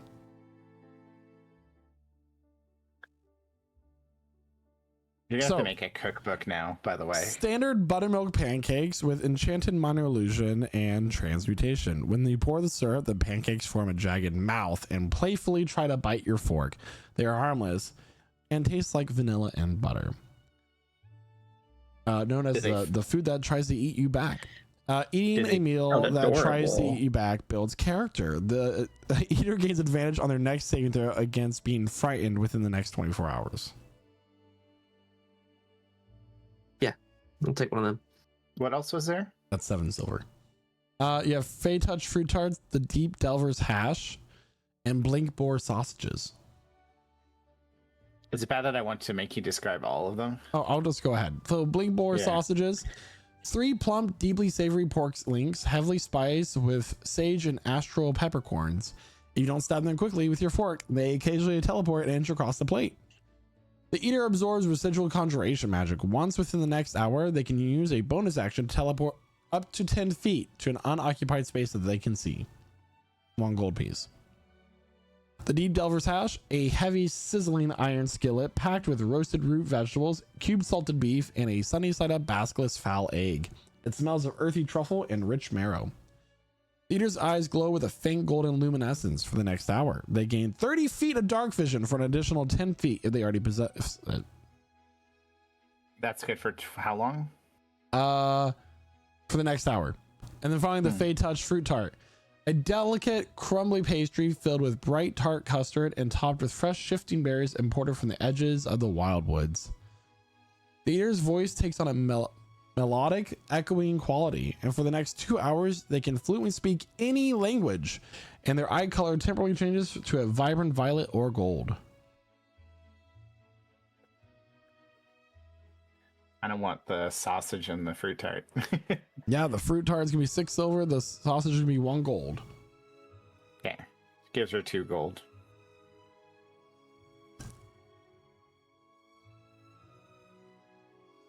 And anything for you, Mouse Man. Thank you. Oh, so we're not hungry. Okay. Well, gotta get that started. And you notice as like things are starting to move around the restaurant from like some sort of unseen or invisible thing, carrying plates and setting tables. There's a few people here and there, mostly look like they're going into the forest to explore, to forage, hunt, that sort of thing. Anyway, you said that you wanted to talk about some things. Or did I just read that on your minds? You look like you had something to say. Well, I mean, Beans is Beans is not coming with us. We were coming to recruit him, but he's been formally blessed by the goddess of the wilds to be the protector of this realm. A nature spirit of sorts. Oh, what an honor! I've heard of such things, but I've never quite seen one for myself. They're so rare to come across. Anyone who'd see them would be mightily lucky. Well, you've got a new one right in your backyard. Hopefully, he still visits me. I would love to see him. Yeah, well, hopefully these hunters are smart because, well, they should only be hunting what they need. That is the first rule of foraging. Only take what you need, leave some for everybody else. Mm-hmm. I have a couple other things for you, Orla. Oh. First, missing silverware for you. This was given to us by a little birdie, one might say, in the forest. Oh, that bitch. She said it like playfully, like she Yeah. This is something that a close friend would do. Yeah, this is their like inside joke or something. And secondly, I mean, you're obviously getting business, so this is just something to think about, but I think you're incredibly creative and ambitious, and I think your use of magic is very inspiring, even though it has nothing to do with combat. And we currently own 2 locations, 2 bastions. We have a tower in the Sanguisian Empire, which I might not suggest for you, it's a bit far. And we have a property in Elneria on the first level.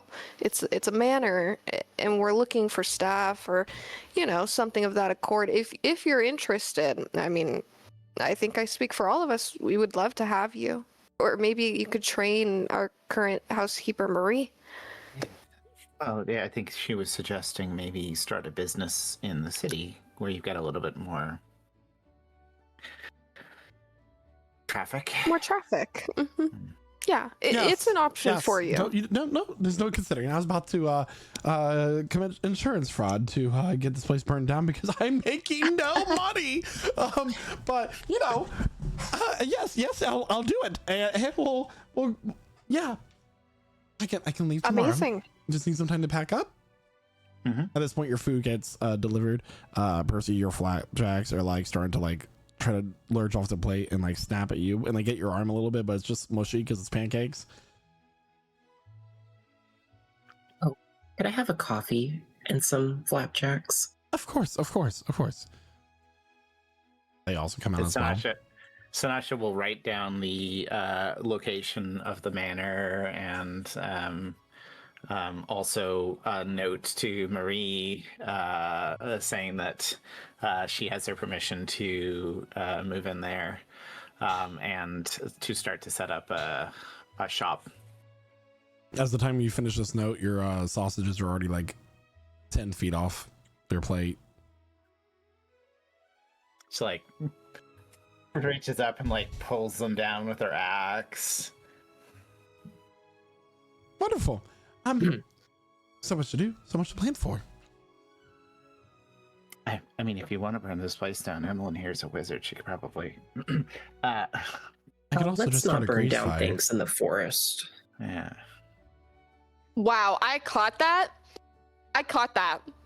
I caught what you just said about me. I didn't say anything bad. I'm just saying. Out of character, Michael. I caught that. Okay. I heard you. Wow. I don't get the reference, so okay. Evelyn is actually going to start smoking in the building while she eats. And Well, enjoys her I coffee. hope you all enjoy your meals. I am going to go get ready. And she goes over and starts serving the the 2 other people she has in her building. Soon as you finish your meals, you head back to Onira. And where do you head from here? I mean, I thought we were going to Ellerman next. We are, but we never got potions, did we? Oh crap! We need healing potions and diamonds. So I did we say could that stop the by for potions that. were not something that we had to role play for. You got Yeah. them last session or the session before that. I Okay. thought I said they're the We just standard forgot potion. to discuss it. Yeah. So you can discuss them. Yeah. Because we're gonna go ahead and take our mid-session break right here. Excellent. So everybody, thank you so much for watching so far and being part of the stream. Don't forget that you earn double the souls during our Prestige Encounter streams. If you don't know what the soul system is, it is our personal reward system that you can use across many of our different aspects of the community. Most importantly, the souls are going to be very important during our 20th anniversary event that we have going on. So make sure you continue to earn as many as you can. For more information, go to lichsouls.com and go to the soul system in the top right corner of the website to see how you can get started and also how you can start earning today. However, you might just be joining us. And if you are just now joining us, If you're just not joining us, you might be listening to our wonderful voices as we get through this fantastic adventure in the Brylln Forest, which means you're listening to us on the podcast networks. And we love that you've joined us. We love that you're listening to us. But you want to put our faces with that story, you want to get caught up. Well, we do re-release the live play of Prestige Encounters every Monday on YouTube. But there's a better way to watch this, and that is to join us live on all of the places that we live stream every Wednesday at 8 p.m. Eastern Time on lichsouls.ttv, which you can find us on the Purple app, on TikTok, on YouTube, and join us, chat with us. You can do things like give healing potions to members of the party with your channel points that you earn by watching. But let's say that you want more than just Dungeons and Dragons in your life. Well, our dungeon master is Lich Souls himself, and he is the head of the community and the primary streamer for this gaming community. And we have a whole schedule of other streams you can watch through the week. So we do have an Overwatch team, and every Monday we have Overwatch comp/social hour, where you have our Overwatch competitive team led by Chloe and Josh, where they play competitive games, followed by a social hour, which is quite often RuneScape. And then on Tuesdays we do quick play for people who aren't quite in the competitive mindset, where members of the community can join us on a rotation through the actual stream. And after that, there is another hour of RuneScape. Like I said, Prestige Encounters is on Wednesday, so we do have a Q&A that we hold just before this. While we don't stream it live, we do take questions from the audience, and we'd love for you to contribute them. You can find that on lichsouls.com. On Thursdays, we've had a change in our schedule, so we have Thieving Thursdays, where we play Sea of Thieves, and we have an entire crew that you can join with us. And on Friday, sometimes we play games. We call it the Weekend Kickoff, and there'll be a variety of games available there. Saturdays doesn't have an official stream, but sometimes we will be featuring our servers from there. And on Sundays, we have the Sinking Sundays, which is another day of Sea of Thieves. You have a chance to join in Liches Be Crazy and have some hijinks on the high seas. But throughout the week, there are all kinds of other games you can play. There's people playing RuneScape all the time. There's people playing the Isle. We play Friend Swap. It's a whole community of gamers that are coming together, and you can join us. That's all I got, Michael. Thank you so much, Sergey. And he basically summed it up. Lich Souls Gaming is a global indie gaming network that I started with some friends in the 6th grade over 20 years ago. And the really cool thing about this gaming community, and I know this is such a long mid-break announcement, is that so many of these people, many of them in this call as well, like I've met in person. I was a groomsman in 2016 at my deputy owner's wedding down in Tennessee as well, and that's honestly my favorite part of all this. You become part of these people's lives. I've been playing Dungeons and Dragons with Chloe and Jeremiah since 2020, and Jeremiah and I actually moved in. He moved in with me because that's what this community has brought. So we love having people here, and you're not just a number in Lich Souls Gaming. You are a person that we want to get to know and we want to become friends with. And it's really hard to find friends to play video games with, especially ones that just get along so well. So come join us, where we treat games like games, unlike some guilds or clans that treat things like a job. And it's honestly a great honor to have these players at the table every week, and I appreciate everything that they do, and I appreciate all the viewers as well, because that's why we do it. But enough of that mushy talk from me. We'll be right back. We're gonna take this time to refresh ourselves. It's about 15-20 minutes as we continue on, and we'll see you all real soon. And welcome back, everyone. So where we last left off, the party had gone through the Brylln Forest and was making their way back to Anira to continue on their journey. They made their way to the alchemist's skillet, where they recruited the help of the wizard, who the Colomancer, she called herself, that had taken up residence.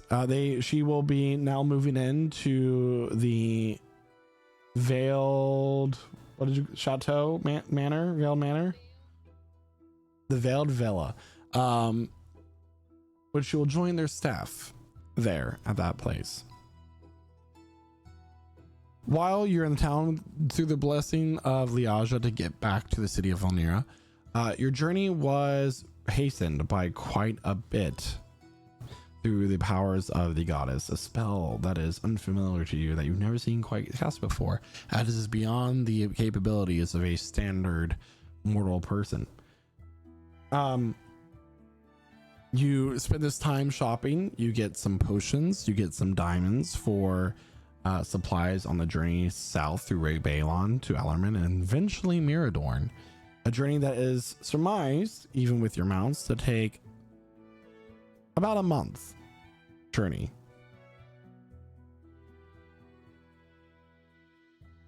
On foot, you're traveling half a continent, a very, very long time. 2 weeks through Rebellion. It was another week to Alarman, and then about 2 to 3 weeks through Miradorn, going through the Lamwold Wood. That is on your mounts.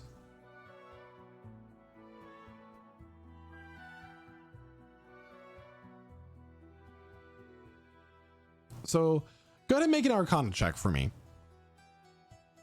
That's not gonna, yeah, you can get guidance. It's not gonna tell you exactly what like the magic circle is, but it might give you a little bit more information. What is the guidance roll? So guidance is, yeah, it's not advantage, it's a plus D4 to your roll. By the way, chat, while she's doing this, we did add a new command to our Discord chat. You can now use exclamation point roll space and then do dice rolls like you would in other D&D apps to roll as well if you like. So if we say, hey, roll an Arcana check, you can see if your character would pass it or not. So that's something that we love to do. Anyway, so you got a 22. Matt, teleportation circles and their runes are normally closely guarded secrets unless they're part of a public utility. Dwarves are not necessarily known for their arcane ability a lot of time. Their arcane goes into their ability to mine, to delve deeper into the mountains, to gain riches and that sort of thing. You're not aware of any teleportation circles within the city of Rubalon.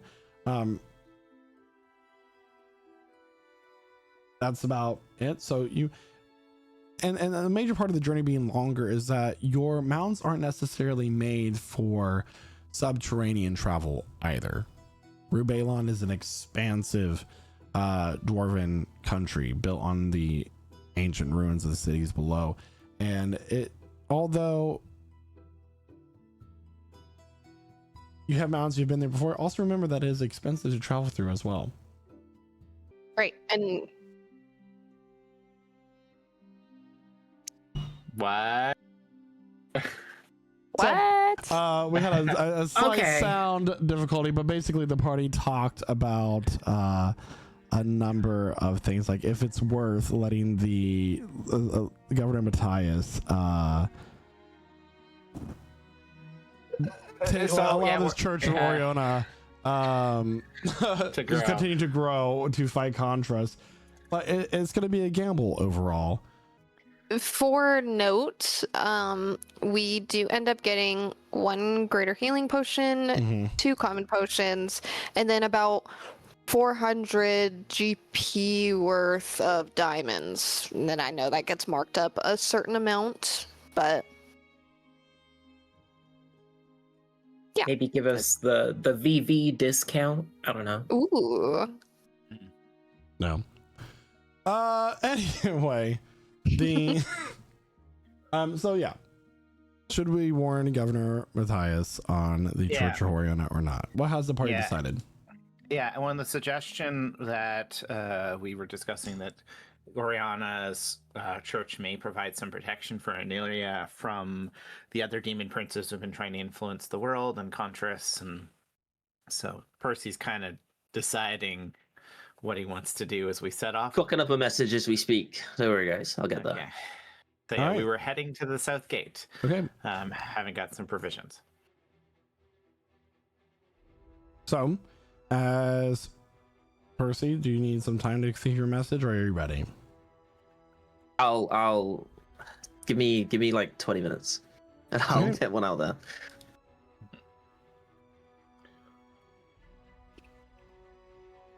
So the party continues on, and at this point it is early afternoon as you make your way to the southern gate, taking the train station as you do so. As you're walking past, you are approached by 2 people holding parasols above their head, small round black sunglasses upon their nose. Oh, look, darling, it is the Veiled Vanguard. It's such an honor to run into them before they head off on their journey. As Baron and Baroness Blackshire. approach you. Blackshires, and Emlyn will do like a Baron, curt Baroness. bow. Tell me, where does your journey lead you now? South. South. Well, give my regards to the lords and ladies and those in between and within Veiled. It has Will been do. some time since I've tried dwarven wine.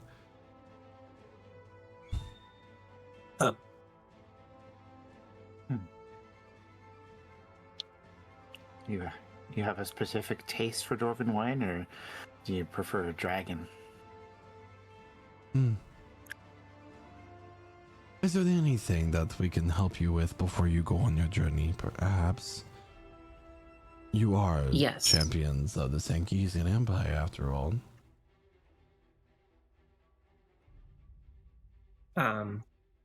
We would ask you to try our newest chef that we have hired at our manor.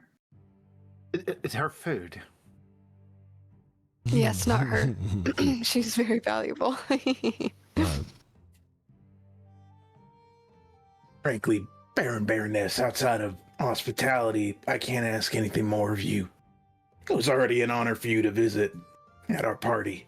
Of course, when there's somebody that is an honoree of a party that also happens to be a great example of what the Singisian Empire can offer to this continent as aid and a good ally.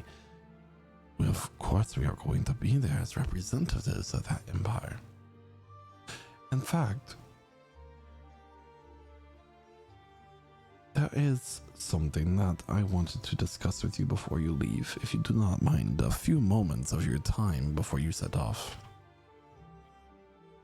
Early. I can spare the time. Of course, and I appreciate it.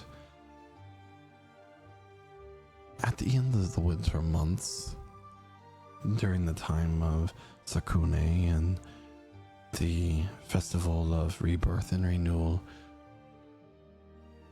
we would like to see you in the warm Finis for the grand ball that the Great Imperator hosts every year.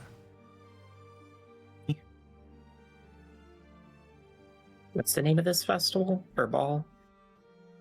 Out of character. Make a history check. No. I said, what's the name of it, not what is it. That's for someone else. All right. I'm sorry. My knowledge of English might be. What is it named and what is it? That's not the same question, or? I think he's asking more because you mentioned the name of the festival, right? It's a ball. Okay. Whatever. Does it have a name? I do not have one at this moment in time. But you can make a history It's a check. ball. It's not gonna be good. There's a couple names I can come up with that wouldn't be stream friendly. It's 13. 13.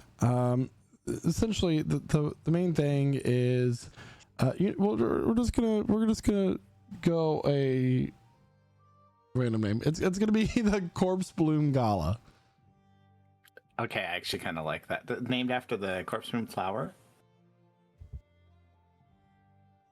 Or the Tivia tulips.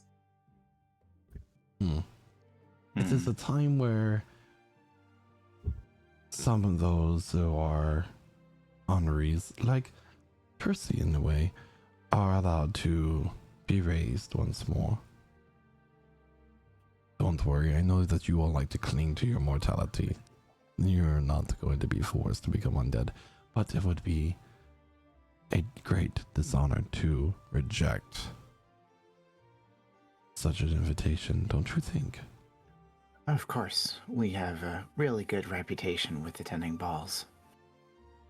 I'm assuming you would want a tenant of yours to possibly consider the offer.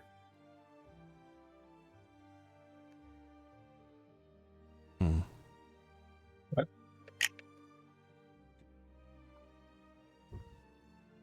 I'm assuming you'd want a tenant of yours to possibly consider that offer. What The raising. It is ideal once you've matured enough and you can properly represent the city as you need to be, but I don't think you've truly reached your potential. Maybe not.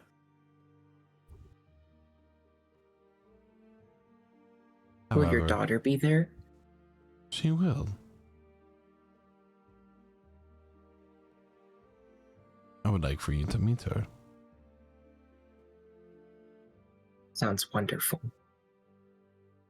It was so kind of you to remember that we have a daughter. You seemed to be more interested in other things when we were at dinner. I understand that the counselor may be distracting with the way he speaks, but regardless. Oh no, I loved your manner, especially your house spider.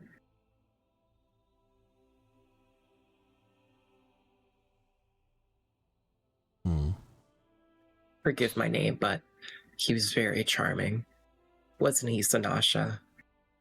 Yeah. Regardless, we must be going. Do not forget, on the first day of spring, and invest autumn before you decide to come this way. It might be beneficial.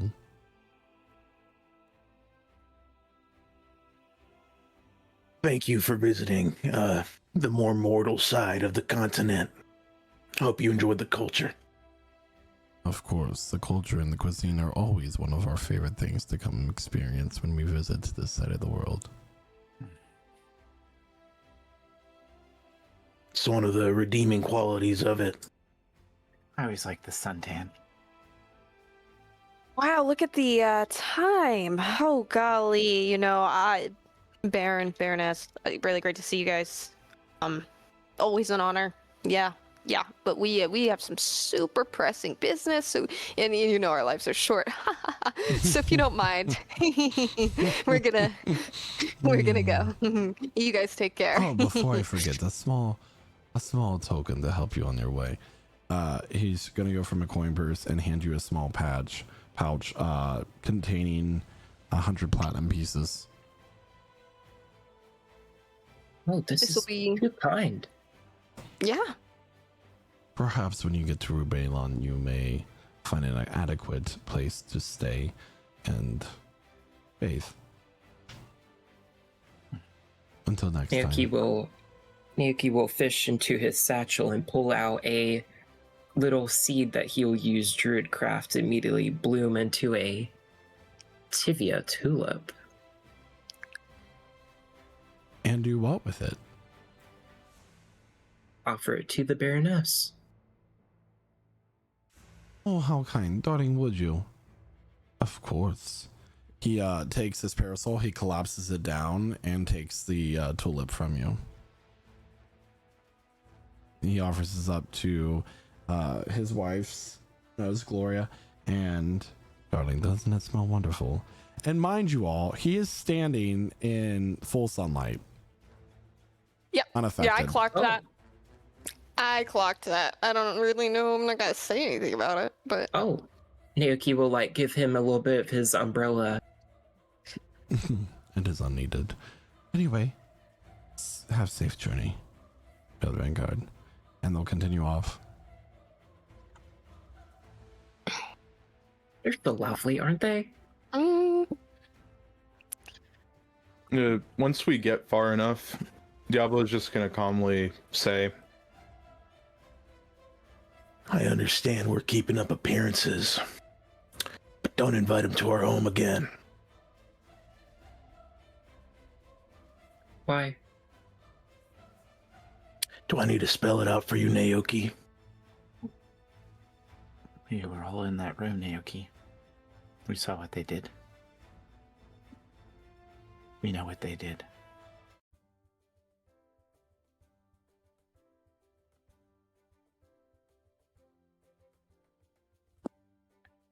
Do we need it to be so carefully that they have as a late evening snack to make the point?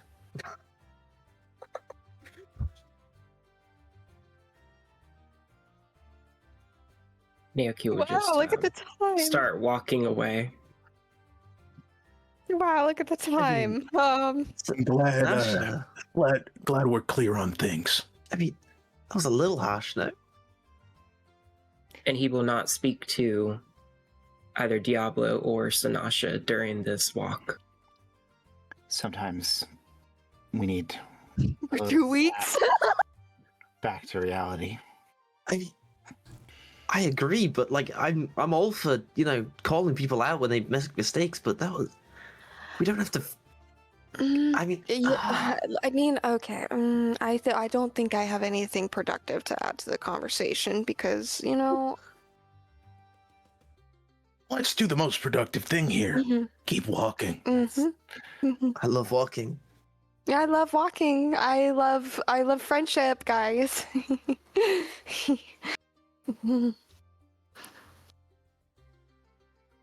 They walk in awkward silence. Yeah, Emmeline has she's biting the nails of her spectral hand that usually feeds her smokes. Mm. She's biting the nails of that hand as we're walking. Yeah. Excuse me, Veiled Vanguard. May I lend your ear for just a moment? Of course. Why? What can we do for you? I was wondering if you would like to have your fortunes read. Perhaps it's only 5 silver pieces. Yes. Always. We love Sure. that stuff around here. Is this You were so accurate last time. the same person? Last it time? is- last time? It's not the same person. Okay. Oh, Wasn't last time it was people? yeah. Emily Like actually kobolds? cannot tell. She thinks every fortune teller is actually the Yeah. same. So I mean, That they all is canon. follow I the love same it. thread of fate. Does this person seem trustworthy? Make an insight check. Almost an attack. Inside attack. No. Yeah, she stabs her axe at her head, looks at their brain. That's an inside attack. that's one way to detect thoughts. 11. Wow. Seems to be, a traveling entertainment mostly. Okay. Percy will hand over 5 silver pieces. Actually, he hands over gold because he doesn't have change. But he says keep the Is change. everyone getting it? I need Do 3 readings. Yeah, of we'll you do to the reading. participate. Just Oh, 3. I'll do it. I'll do it. She's an old woman, leaning forward, hunchback, as if worn down through many years of age, elvish. Is 3 the limit? Because it's seeming like all of us want to participate. Yeah, I can we mean, not? I already kind of know what's gonna happen to me. I guess, like, so it's I can sit out. It's fine. I can watch. So, who's going to draw the first card? I guess Percy is. Percy. You draw the first card. Yeah, I do. She looks at it. It's the Shattered Scale inverted. Oh, Damn. I don't know what that means. She looks but at it. A kingdom of That's not good. ancient wings, divided bloodlines that once ruled the peaks now turn their fangs upon each other, brought by a prince of whispers.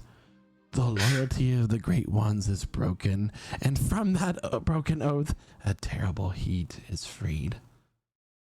We will draw the second. Sinasha will draw. The fuck? You get the furnace. Do not look to the permanently eclipsed sun for the coming darkness. Look to the horizon as shadow approaches, but it is not cast by the void. It is cast by wings woven from smoke and ember. A tyrant of crimson scales awakes. Where it breathes, the stone will melt, the rivers will boil, and the very air will turn to glass. It does not come to conquer. It comes to consume. My dear, quickly the third card.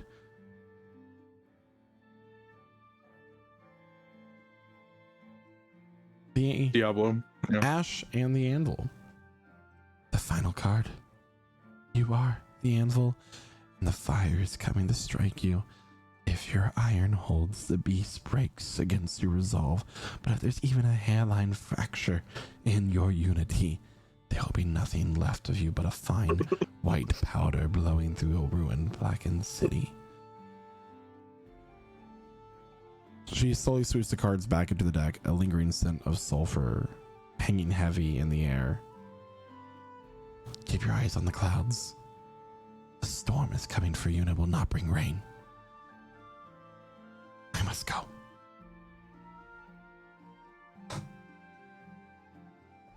What the?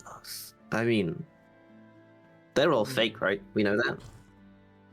I wouldn't be too sure. That's what I thought last time, but No, we had a fortune teller in the caravan back in, and they were fake. They told me they were fake. It said none of it ever came true. Percy, all of that is too specific. She heard it from a bard. We already know what the world killing is, right? Yeah, no, yeah. Mm-hmm. I don't know what you want me to say. I'm freaking out. How did she know all that stuff? freaking out. How did she know all that? Who told her that? I didn't. You guys didn't. At least I don't think you did. My logical explanation for why she would know that is magic. Magic I of the mean, gods, one what? of the demon princes. What? That was Contras? No. Contras Oh. wouldn't be warning us. Unless that was Maybe- Contras. Maybe you would. Oh, Maybe he's trying to scare us. Does Sasha feel anything in her heart like pain from that experience, or is she feeling Make a normal? wisdom saving throw. Oh gods. What? Whoa. 22. Whoa. You do Wow. not Natural have. 20. You do not have a panic attack. Okay, good. Naoki looks up into the sky. I'm gonna assume it's dark. I mean, clear day, beautiful, clear sky, sun. UV index probably around a 7. I mean, it seems like a pretty normal day, and then he'll like use Druidcraft to like predict the weather. Now here's us with the druid weather. Expect sunny skies, low temperatures approaching the low 30s throughout the day. As the night continues, the sun continues to set out, night grows. A high of 45 degrees. For those of you, it's around like 11 to like 18 degrees Celsius, I believe. Thank you. Approaching 0 degrees at night. Celsius? Yeah. Like freezing temps. Okay. Because you are starting to What? get closer to winter. So as it gets nighttime, it's going to be cold. Okay. Well, it's a good thing that those cinnamon rolls that I ate were cold. That coffee was pretty good.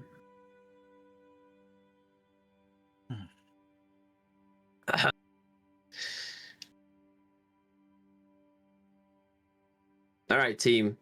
You heard her. We have to bond here. We have to work on our bonding skills, and be nicer companions. Otherwise, everything's gonna go to hell. So I suggest, hear me out here, that at least once a week we have to sit around a campfire during one of our very long nights and do some bonding activities. I don't know. I don't know how What, it like works. icebreakers? We already Sure. know each other. I'll do. So Well, far, I have nothing to say to either of okay. these two, and he will use elementalism to just like blow a breeze of air in their face.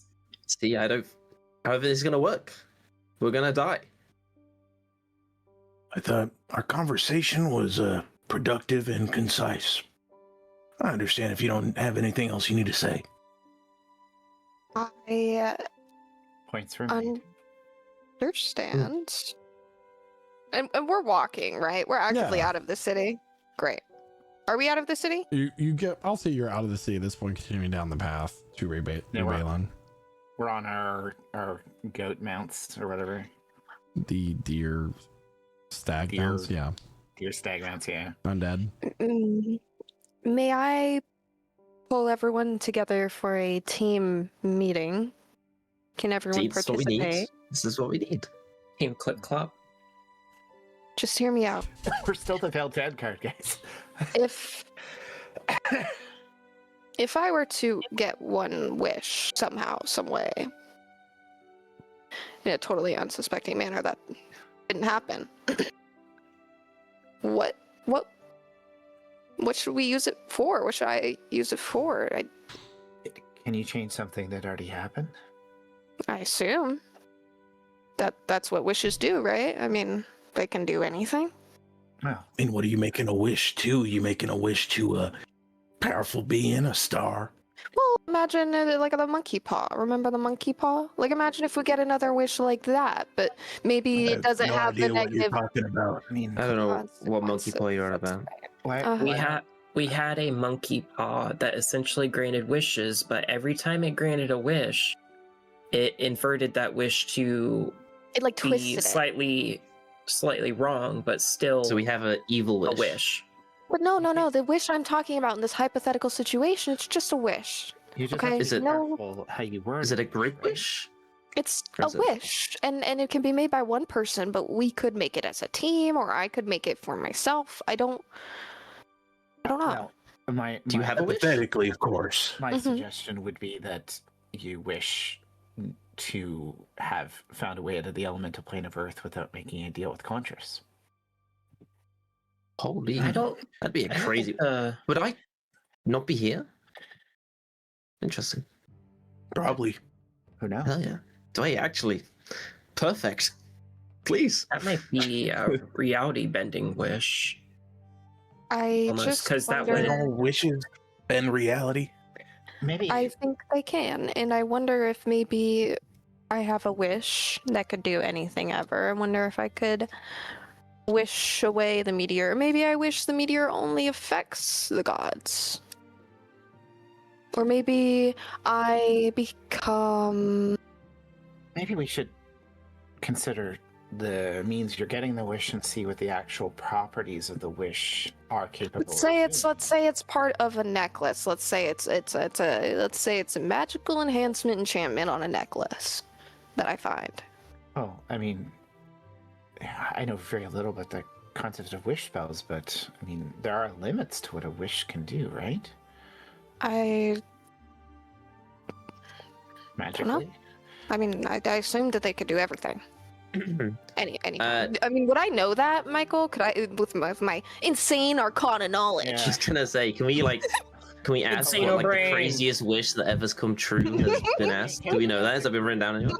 Can we as a group consider the constraints of a magical wish to figure out what is and isn't possible? I'll guidance whoever's making this check. He's looking. History check. Not Arcana? Because you're looking at, you want to know the history of a wish that made its Yeah. that came Yeah. true. She rolled a 27, by the way. Yeah. So here's the interesting thing, right? If there were to be a reality bending wish, right? Something that completely changed the course of history or time. You or history would not remember it the way it was previously, because that event would never have happened. And then we get into this long talk of like time and that sort of thing. But reality, I mean, the wish spell in particular is the peak of what mortals have been able to accomplish. It is such a powerful spell that some who cast it may never cast it ever again. Their bodies are not capable of handling that amount of power if used in a way that is not known to be safe. Of course, there are some creatures or items that are known to give wishes. For example, an airgen. They can give 3 wishes once every 100 years. Only those of Pretty noble good. birth. So those wishes are known to be capable of bending reality, but they are very, very dangerous things to do so, because you don't know about the effect that it can have echoing throughout reality as it is done so. When we'd be undoing we'd be undoing the effects of massive changes to reality as the power of the gods. Like, Another right? way to think about this is that think about all of the people that you have helped along your journey, right? Think about the places you've gone to either bring back inland, for example, the stuff you stopped from happening, the people that you stopped from committing crimes. If you never had to save Emmeline, you never would have been to those places. Those people would never have been stopped. Some people would not have been saved. But then at the same time, if you had never gone to Cyrodiil and you never gave the eye to Contras, they probably wouldn't be where they are now. Or maybe Contras would have found another group of people to do it for them. At the end of the day, you don't know. It's very unpredictable. But as far as history goes, you can't quite recall a moment where a wish spell was used in such a way, even with a roll of 27, which is still quite high. How would we have known? Right. Hypothetically, think about it. It would have reshaped reality. We wouldn't have known. So. I still mix the Arcana check with the history check just because you rolled so high, but that's the gist of it. Okay, and Emmeline will say all that, and then she'll follow up with, and so maybe looking at changing events might not be the right move. Maybe we wish to make us all the most powerful ever, the most powerful warriors at a character level 20, in character, most powerful adventurers ever.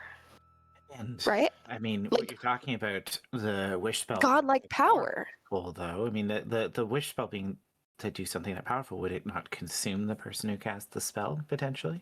Not if they're cool enough, not if they're as talented and intelligent and good as I am. Okay. Hang on. Hypothetically, Mhm. right? We know that Contras wants to offer you a deal, Emmeline. Mhm. You are suggesting it's one thing. What if you just wish for them to be back and therefore that deal can never be given to you? And therefore you don't have to be tempted by it anymore. And then what's Contras got? It's a really deep hypothetical. Sorry, But I mean, theoretically, are we implying kind of what you're suggesting that we're? I think so. I mean, like, why should we not be selfish with it? Also, If you want everybody's input, I mean, I imagine Contras is listening to us right now. Hi, Contras. And if that is the case, where he decides to maybe offer Valerie back, I could wish for her back. I just don't. I don't know.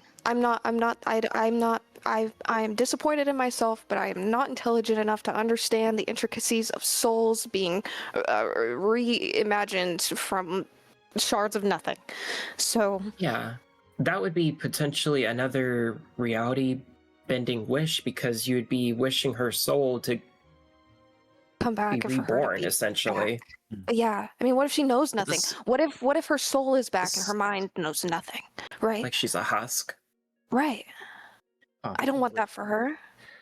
But if it just had her personality but not her memories, you could teach her what she forgot. Yeah, that's positive. That's a positive way. I would live with more guilt than I do now if I brought her back to live some kind of life that can't be fulfilling. So we will set that on the bench. I don't necessarily want to do that, but I mean, if he's offering it, clearly it must be possible, and he's not lying. So I mean, could we not just try to wish the sword and eye away from Contras? Weaken We his could. power. Now, Good. I will say that based on what we had from before with that monkey paw, it can take that wish literally and just move it 5 feet away from him. It depends on if you're saying give it to us. I mean, if we restore, Yeah. we could use the wish to restore the Dragon King of Drellworm, and I'm leaning towards empowering us, but my I would too. personal honestly. opinion, if it were, this hypothetical wish, I would say that giving us some font of power that can be granted to us, maybe not to such an extreme that it would be near impossible, as we're, hypothesizing, might be useful, considering how many pickles we gotten into with accepting power from people that had ulterior motives. But this isn't a person of power. It's just a wish. it's just a spell. This is what I'm saying, is that it's an alternative Oh, to yeah. accepting power from those people. Well, you guys already know I would never accept a handout from a god. Didn't we? Sorry, almost? Percy. I didn't mean Well- it like that. I really didn't mean it like Yeah. that. Sure. Sounded really, really bad. yeah, he has to work for his blessing. Well, I mean, he uses his no. arcane power. It's not like it's a freebie. Ah, No see? offense, I wasn't here and all, but for all intents and purposes, you did accept a handout from a god. That was a team effort, and that did not directly correlate to my personal power. Okay? So all of my personal power and my brain is formed by me. Contras gave me nothing. He moved us. He gave me nothing. I am so strong You see this? She'll kind of flex a little bit. Yeah, this is in my brain. This is here. The air on the It did road give you something. has suddenly grown unnaturally still. The rustle of the wind through the branches stops entirely, and the ambient chittering of wildlife has vanished into a silence. Then the smell hits you. Not the crisp scent of the forest, but the harsh, choking reek of sulfur and burning pitch. Oh. The sky above the canopy darkens. A shadow impossibly vast sweeps over the treetops, accompanied by a sound like the hurricane tearing through a canyon, the rhythmic, deafening thrum of colossal wings beating against the air. Without warning, the canopy above you explodes. Ancient trees snap like dried twigs, bursting into spontaneous roaring flame as a wave of blistering heat washes over the road. Ash begins to fall around you like thick gray snow. Through the billowing clouds of burning pine descends a large red dragon. His crimson scales glow with the terrifying internal heat of a blast furnace, and thick suffocating coils of black smoke bleed constantly from his jagged maw. He lands with an earth-shattering tremor, his massive talons gouging deep trenches into the road and crushing a fallen tree to splinters. He lets out a roar. The ambient heat radiating off him is suffocating, turning the air wavy and distorted. As he lowers his massive horned head toward you, liquid fire drips from his teeth and his eyes burn with ancient, unfathomable malice. He snarls, regarding you on your mounts. And these are the insects I am expected to crush beneath my claws. His voice rumbling deep inside your chest, making your bones vibrate and your teeth chitter onto each other. What would you all like to do? Can I cast something Diablo, immediately? I'll let you guys decide which something one I'm goes allowed to do? first. Diablo, you go for it. Diablo is just, coming across a newfound heat in the colder weather. He's just going to take his new cape and flip it so that it's allowing the whole front of his body to be out in the open, not suffocating in the heat, I guess. And he's going to dismount and just kind of stand ready, not exactly in a battle position, but ready to move. It's terrifying. I'll give you all a visual. Yeah. Oh, I don't want one of them. Who I wouldn't don't want want it. one? Who doesn't want a visual? Are we putting Oh, ourselves no. down on the map? Yeah, in this bottom area here that I'm painting for all of you. Please give me good initiative. If I don't get good initiative here, guys, You're gonna You be You up get there. +1.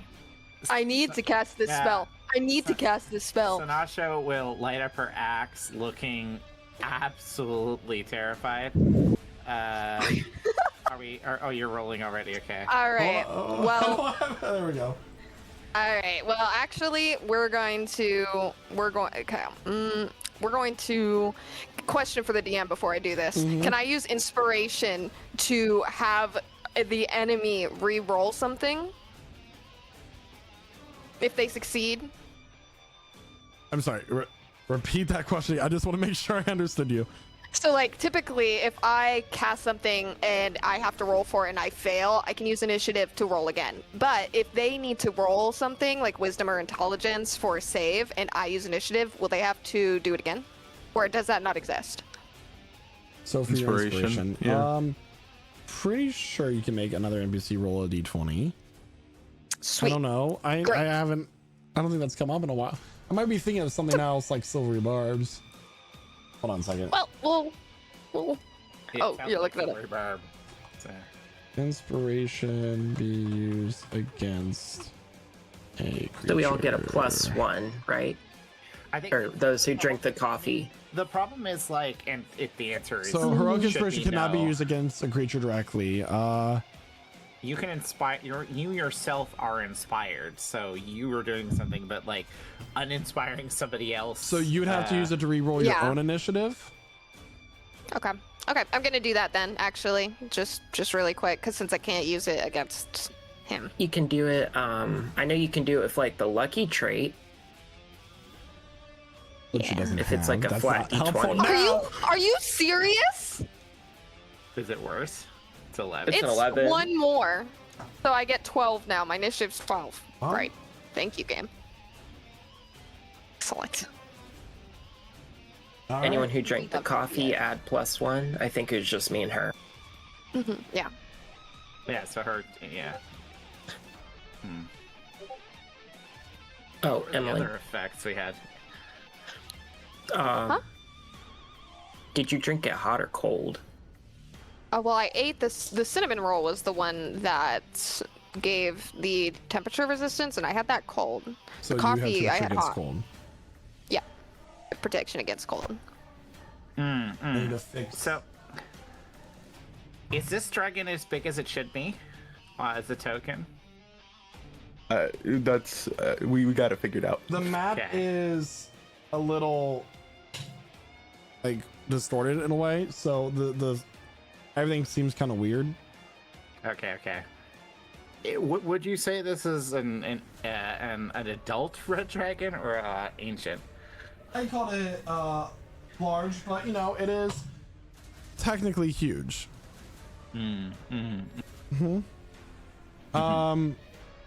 So we have our initiative order, and before we start this, Yep. he continues to imagine Lord Contras would send Valthorix the Smoke Weaver against such petty prey. Regardless, you will be ashes at my feet. With that, Sanasha, it's your turn. Okay. So I'm assuming. Oh, we're Sasha fighting him? Okay. Didn't get a chance to light her axe up before the initiative began. Nope. No, that's a shame. It's a Because shame. prep Okay. time doesn't exist when a dragon lands, and Yeah. So yeah, Sanasha is going to Rajay, getting that lovely, those lovely temporary hit points, as my brain is just like red dragon, y'all. And she's gonna rush in with her just normal axe. She will have enough movement to get there.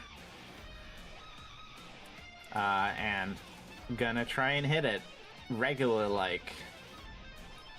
Just make sure all my buttons are turned on.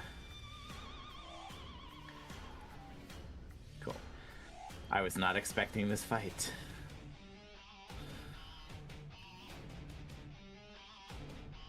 That's a 24 hit. 24 does hit. Okay.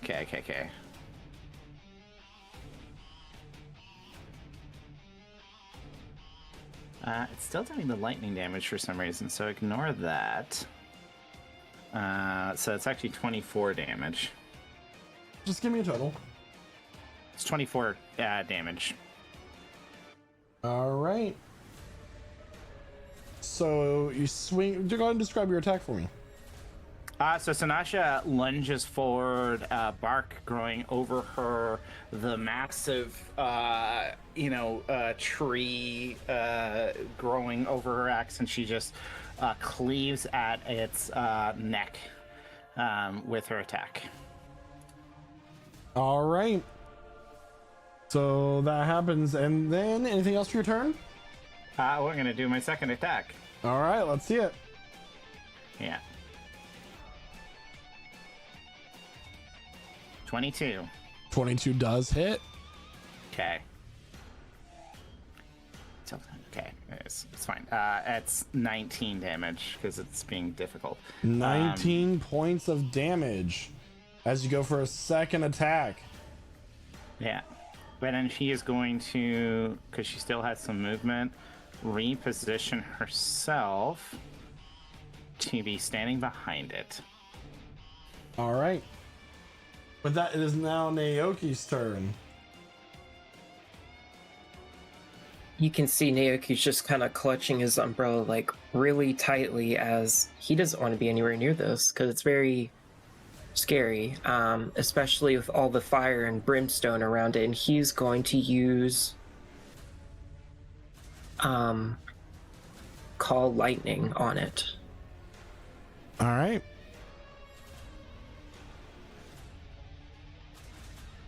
It'll be like centered over him, essentially. It's enormous. And that is a Dex 15 roll. Dexterity saving throw 15. That is going to be a 20. Okay, half damage. That's a 14. So 7 points of lightning damage gets done as this cloud of lightning appears above his head. Make sure you draw the cloud because I think it's in a specific area. I don't quite remember how to do that, but I'll figure it out. And then Naoki's going to look at Diablo and nod and use his bonus action to get him a lot closer to the enemy. So like 30 feet exactly. Opening up a rift in reality and letting him get closer. Okay. And that is his turn. All right, it is now Thorix's turn. He lets out a roar, and as this fire burns up into his throat, he lets loose in a 60-foot cone. I mean, it's not a spell, unfortunately. Oh shit! It's an Okay. ability. But I need Diablo, Percy, Emmeline, and Naoki all to make dexterity saving throws as this cone of fire comes blasting towards you. It's heat intense. The hairs on your arms get melted and burn off. A 14, a 2, a 15, a 10, all of which will fail. The DC on that was a 21, dealing 48 points of fire damage. I'll use my reaction to have that. With absorb element? You say Diablo takes half. Yeah. 48. 48. 48. Okay. Everyone but Sanasha. Because you got behind him. That's why she did it.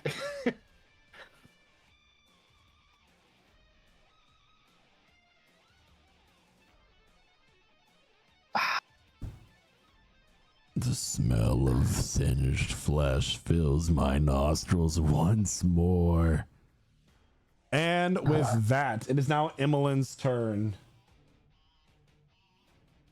I'm sick. I'm sick doing this. I'm actually nauseous doing this. Can I get him to make a wisdom saving throw?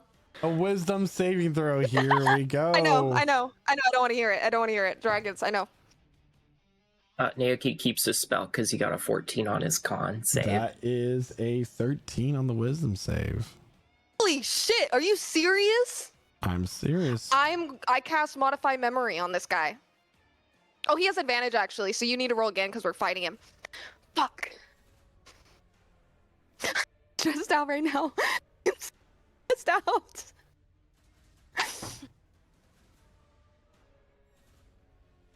That is a 15. Holy shit. All right, we're modifying this motherfucker's memories because that was a wisdom 16 save. Oh, okay. We have 1 minute. Emmeline's gonna cry. She's gonna cast this and cry out, "Don't hurt him." And we need to go into the past 24 hours. He had a talk with Contras. I need that memory. I need to rewrite that memory.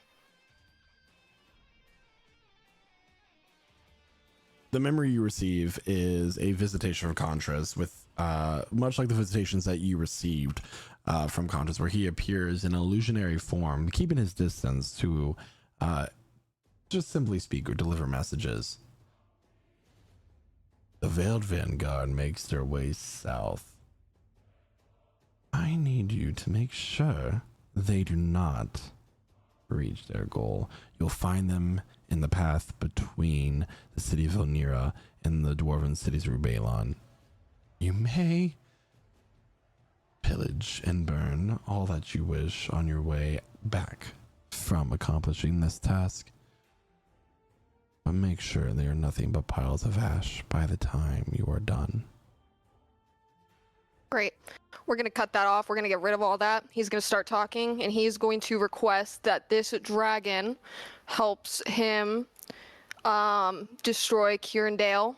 He needs him to go in, and he can have as much fun as he wants, and he can kill and cause evil, but he needs to go to Kirindale, and it is important. If he doesn't do it, bad things will happen to him.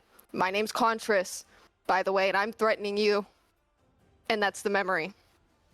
Thank you. And when the memory, like when that comes out, Emmeline's gonna yell, "We need to run," and she's gonna book it into the woods.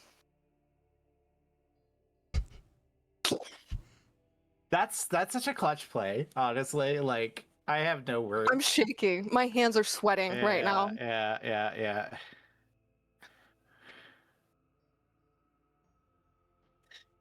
As he lets loose and he says his words, his head, his eyes narrow.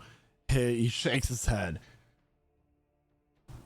What am I doing here? I don't know. We were just traveling. We're so sorry to disturb you up on your resting spot. We're gonna go.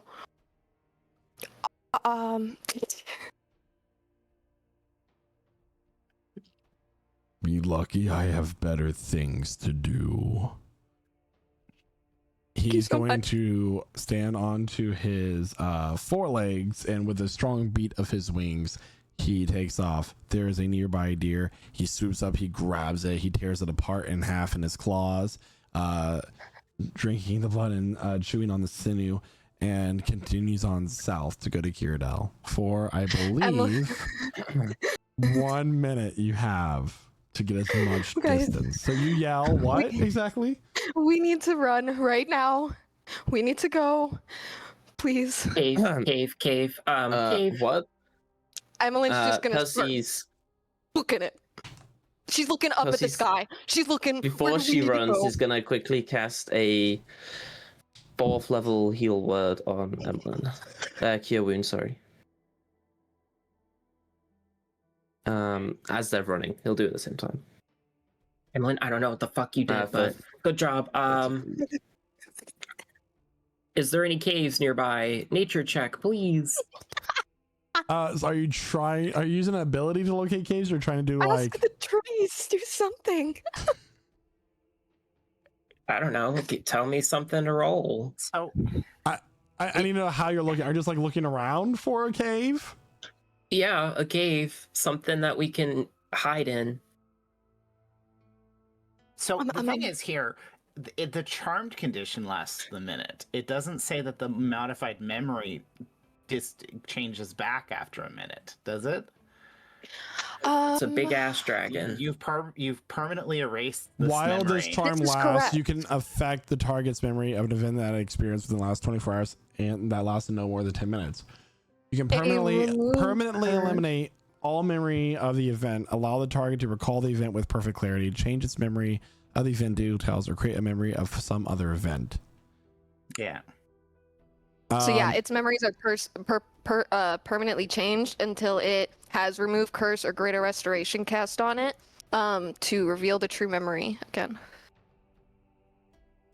So that's probably what will happen when he gets there. Yeah, and you gave him like an appealing alternate version, so he has no reason to think that The spell wouldn't work if I said we were friends. So that was going to be my first go, but I had to think differently. But Yeah, granted, so, like- the rest of the party does not know what's going on. Emmeline says Oh, no, run, we're so running for safety. you don't know Right, how yeah, the spell we're all works, so running, you are because running. again, he's charmed, which means he doesn't want to hurt us for the next minute. Make so... a perception check, Naoki, as you guys continue down the path. Emmeline, you've got 33 hit points extra. Healed by. Oh, That's an the 11. temporary? 11. You No, look around, it's you're not just able full to hit points. find a Thank you. cave, but you do manage to find several trees, like a dense shrub. What am I trying to say? Shrubbery. Shrubbery, Foliage. dense foliage. Thank you. That can provide you some cover to hide. You do get the idea that you should probably turn your mounts back into statues to be less noticeable. Yes, we do that, and I cast Mordecai's the private sanctum. I'm casting Mordecai's private sanctum on this okay. area. Yep, so that no one can peek at us. Meanwhile, Um, while she's doing it, she doesn't realize it's not just like smearing mud and leaves on her like herself to like make her self blend better. So, does anyone want to tell me what just happened, or we just? Holy shit. And after she casts that, she's gonna kind of just sit down and be like, rubbing her head. You good there, Emily? What just happened? I just did something I never thought I would be able to do. So we were just given forward. Did the, No, the no, goddess- I modified his memory. So he mentioned he had been told to come attack us. So I cast modify memory on him to go to that memory and change the request. For how long?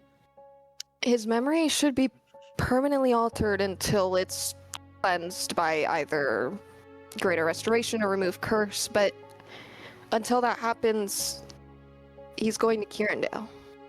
How He's long does it take to fly there? To I Kirindale? I'm sure imagine probably Does anyone know? for him a week. maybe. So we should keep moving then, no? Go underground, maybe. We can. I'm just. Yeah. We can keep moving. I just No, don't. we can take a want minute him to come chill, back. but I mean, I just modified a dragon's memory. So sorry. What did you change its memory to do? Just to be clear? Contras requested that it would come south and stop us between Illyria and Rebellion, and to squash us and stop us. I changed that request to where Contras was telling him, or requesting that he attack Kirindale and cause havoc and destroy things and be evil, and have his fun basically. And then I also maybe mentioned that this was Contras threatening. I did throw a threat in there for the dragon. So So Contras is afraid of us then. of course he's been for a long time.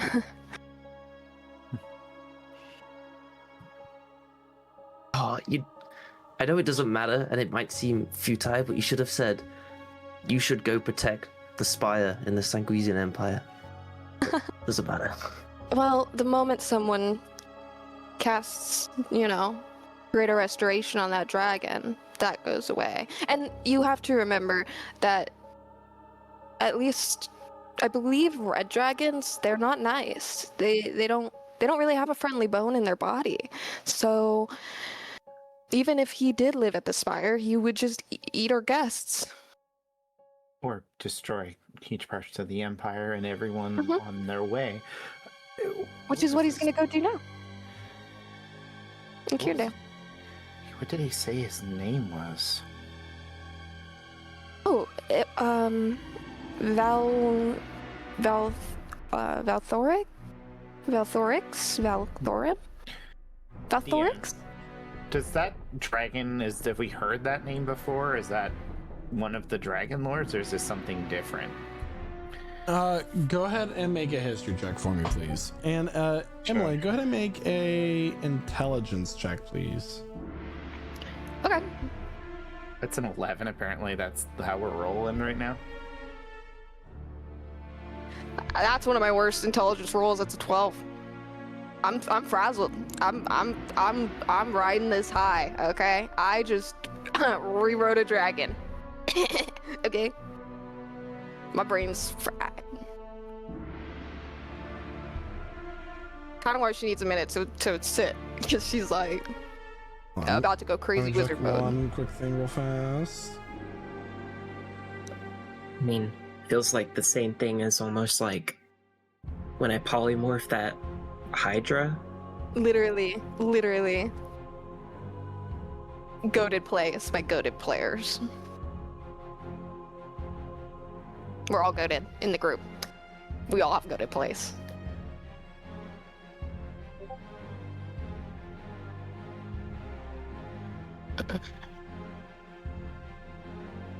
DM. All right. Wait, remember, I was doing so. Okay, so first history check of 11.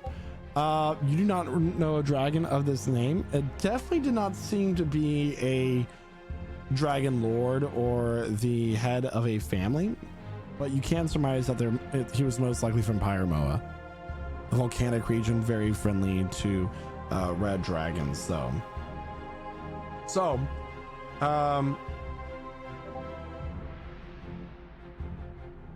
I will say that based off of your, it's a low intelligence check. So based on the map that you have,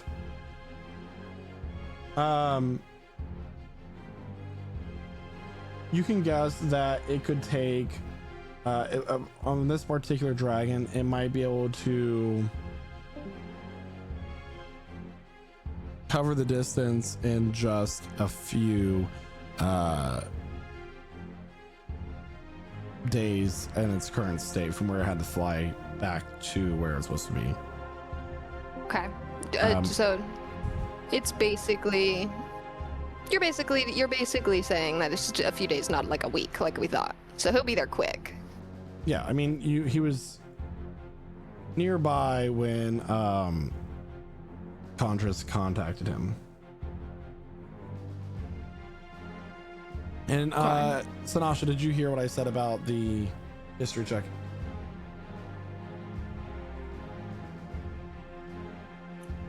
I heard part of it. It was he wasn't one of the dragon lords. Well, you can guess that he's there. from Pyramoa because it's a volcanic region very friendly to. Yeah. Yeah. Perfect. Yeah. So he's not one of the dragon lords, but he's from Pyramoa. We knew that something would awaken, but I don't think it was this creature. So, I mean, we've been given several warnings. Look to the skies. I suppose we should have been more careful.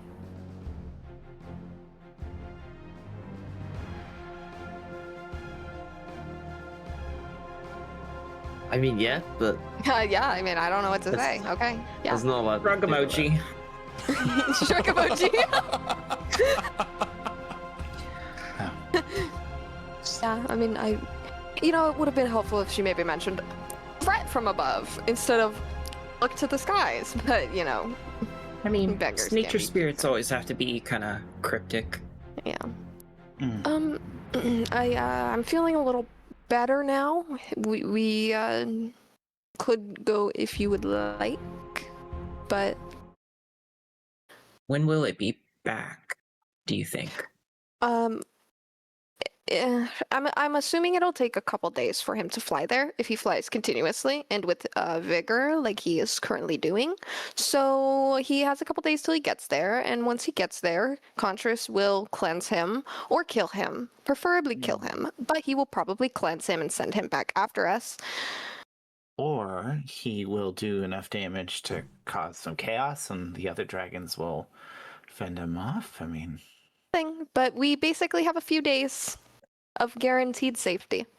We will not know what happens after that. We should make our way to the Limwood Wood as quickly as possible then. I agree. I feel better now. that's a That's shame. just- You don't know that thing would let you walk from a tree to a tree, Naoki. Soon. Allegedly. Out of character. There's no way we could just skip ahead to Miradorn, right? Nope. Absolutely no way that could happen. Okay. Well, let's make haste then, but let's listen to the goddess and keep an eye on the skies. Can I get everybody but Emmeline to Devon, please? No. no. Yes, I was gonna ask if No, this guys, was. don't leave. Guys, don't leave. Help. No.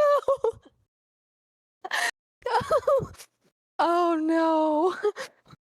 Hi. Hi. And what's hip hop happening? So, you receive a message. I get a message. I get a message. From who? You Who's get this a message from? message. You get a message. Bring. Who's I was trying to type hitting an up my exactly cell? 25-word message, so just. Who's hitting up my The cell? voice of Contras fills Ah, your fuck. mind, expecting as if he was watching the whole thing. You get the word, "You hide my command behind a false memory. A cute trick wizard. But I am the Lord of Deceit. Your little lie changes absolutely nothing. Hurry on now to Rebellion. Who knows how much longer it's going to be standing." I personally don't care much for Rebellion. So, you could destroy it if you wanted. It really doesn't affect me. Matter of fact, if you actually just want to... And she'll just run out the words so that she doesn't actually have to talk to him.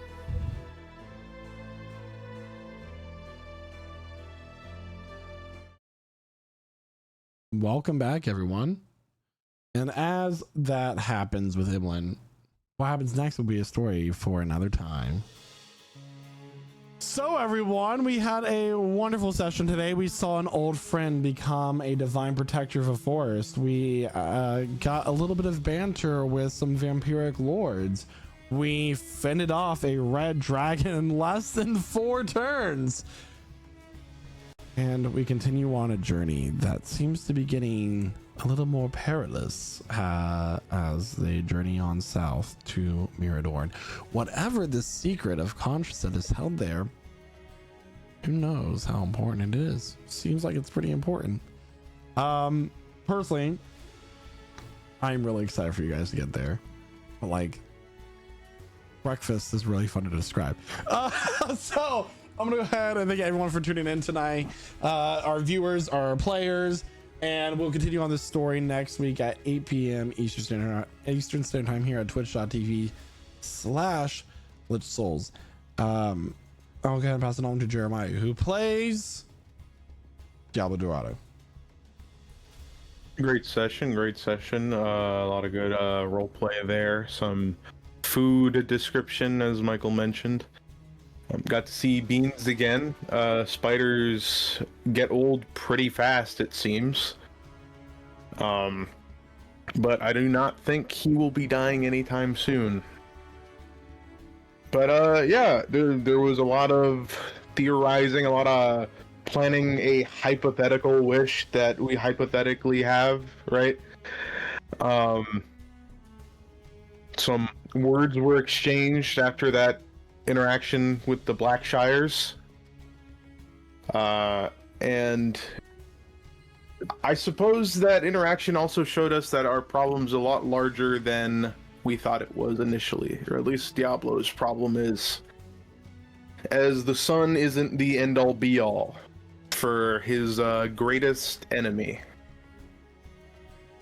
But he will overcome, as he has in the past. And with that, I'll pass it over to Guy, who plays Sanasha. Yeah. What a fun session that was. Get some wonderful food descriptions, see Beans be elevated in such a fantastic way, and know that that part of the world at least has a protector. And, have such a great moments of friendship between the party where nothing went wrong at all. And everyone's getting along, just for the dungeon master to be defeated by his greatest enemy, a smart wizard. It's amazing how much Emmeline just thinking her way through a problem can maybe fix, but we don't actually know what happened after that because we have a moment of time that's missing, and we're not really going to find out what happened until next session. So, you know, it'll be fun. It was great playing with you all. Thank you, Michael, for everything that you do. Now I'm going to pass it on to Josh, who plays the Peacemaker Percy.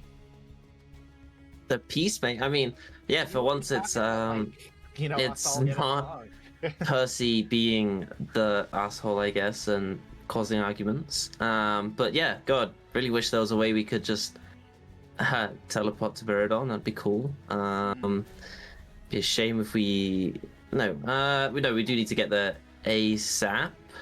I mean, it's the problem with Dungeons and Dragons. When you get to a certain level, when you start teleporting, you start missing stories too. True, very true.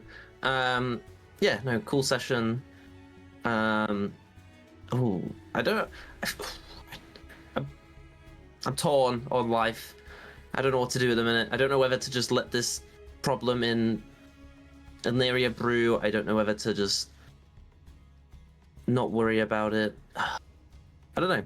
That's a question for another time, though. But no, good session. I don't know how to say. I don't know. Good session, fun, half a combat that we got to do. Cool roleplay moments. Everyone is cool. I'll pass it on to Evelyn, played by Chloe.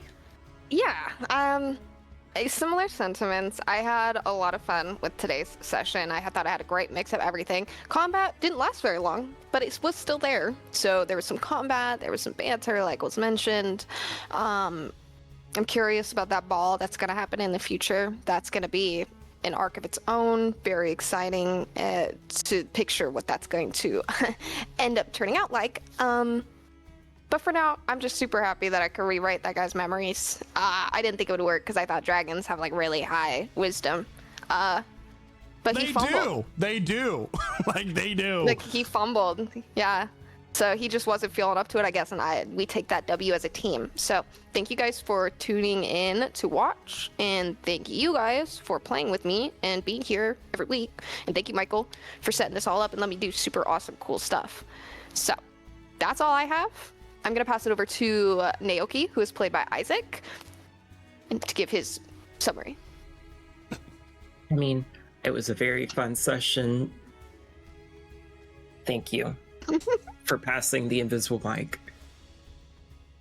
It was a very fun session. I love talking with Beans. I think he is my favorite NPC, low-key. But I really did like that Orla gal too. She was very fun, especially like just the cute little image of just like pancakes that like gently gnaw on your fingers is just too fucking cute. Love that. And then right after, hell and brimstone, quite literally. But our Emmeline that we should always trust is here to save the day by modifying its memory and prolonging our survival, because I don't know if we could have killed that thing. But with that, you'll have to find out what happens next time, so make sure to step back on by every Wednesday. But with that, I will pass it back over to our DM, Michael. Thank you so much there, Isaac, and thank you so much to everyone where it was part of tonight's story. I personally think I ate with that dragon entrance. That was just me. But I'm gonna head and say lichsouls.com. Come watch us at lichsouls.com because come join us at lichsouls.com because that is our community website. It's really cool. It's built out. We just built out the Valheim and the Isle pages today. And guess what? The Isle server is launching very soon. It is currently in beta testing right now, which you can go play on it. It's just going to get wiped though. So until then, everyone, bye.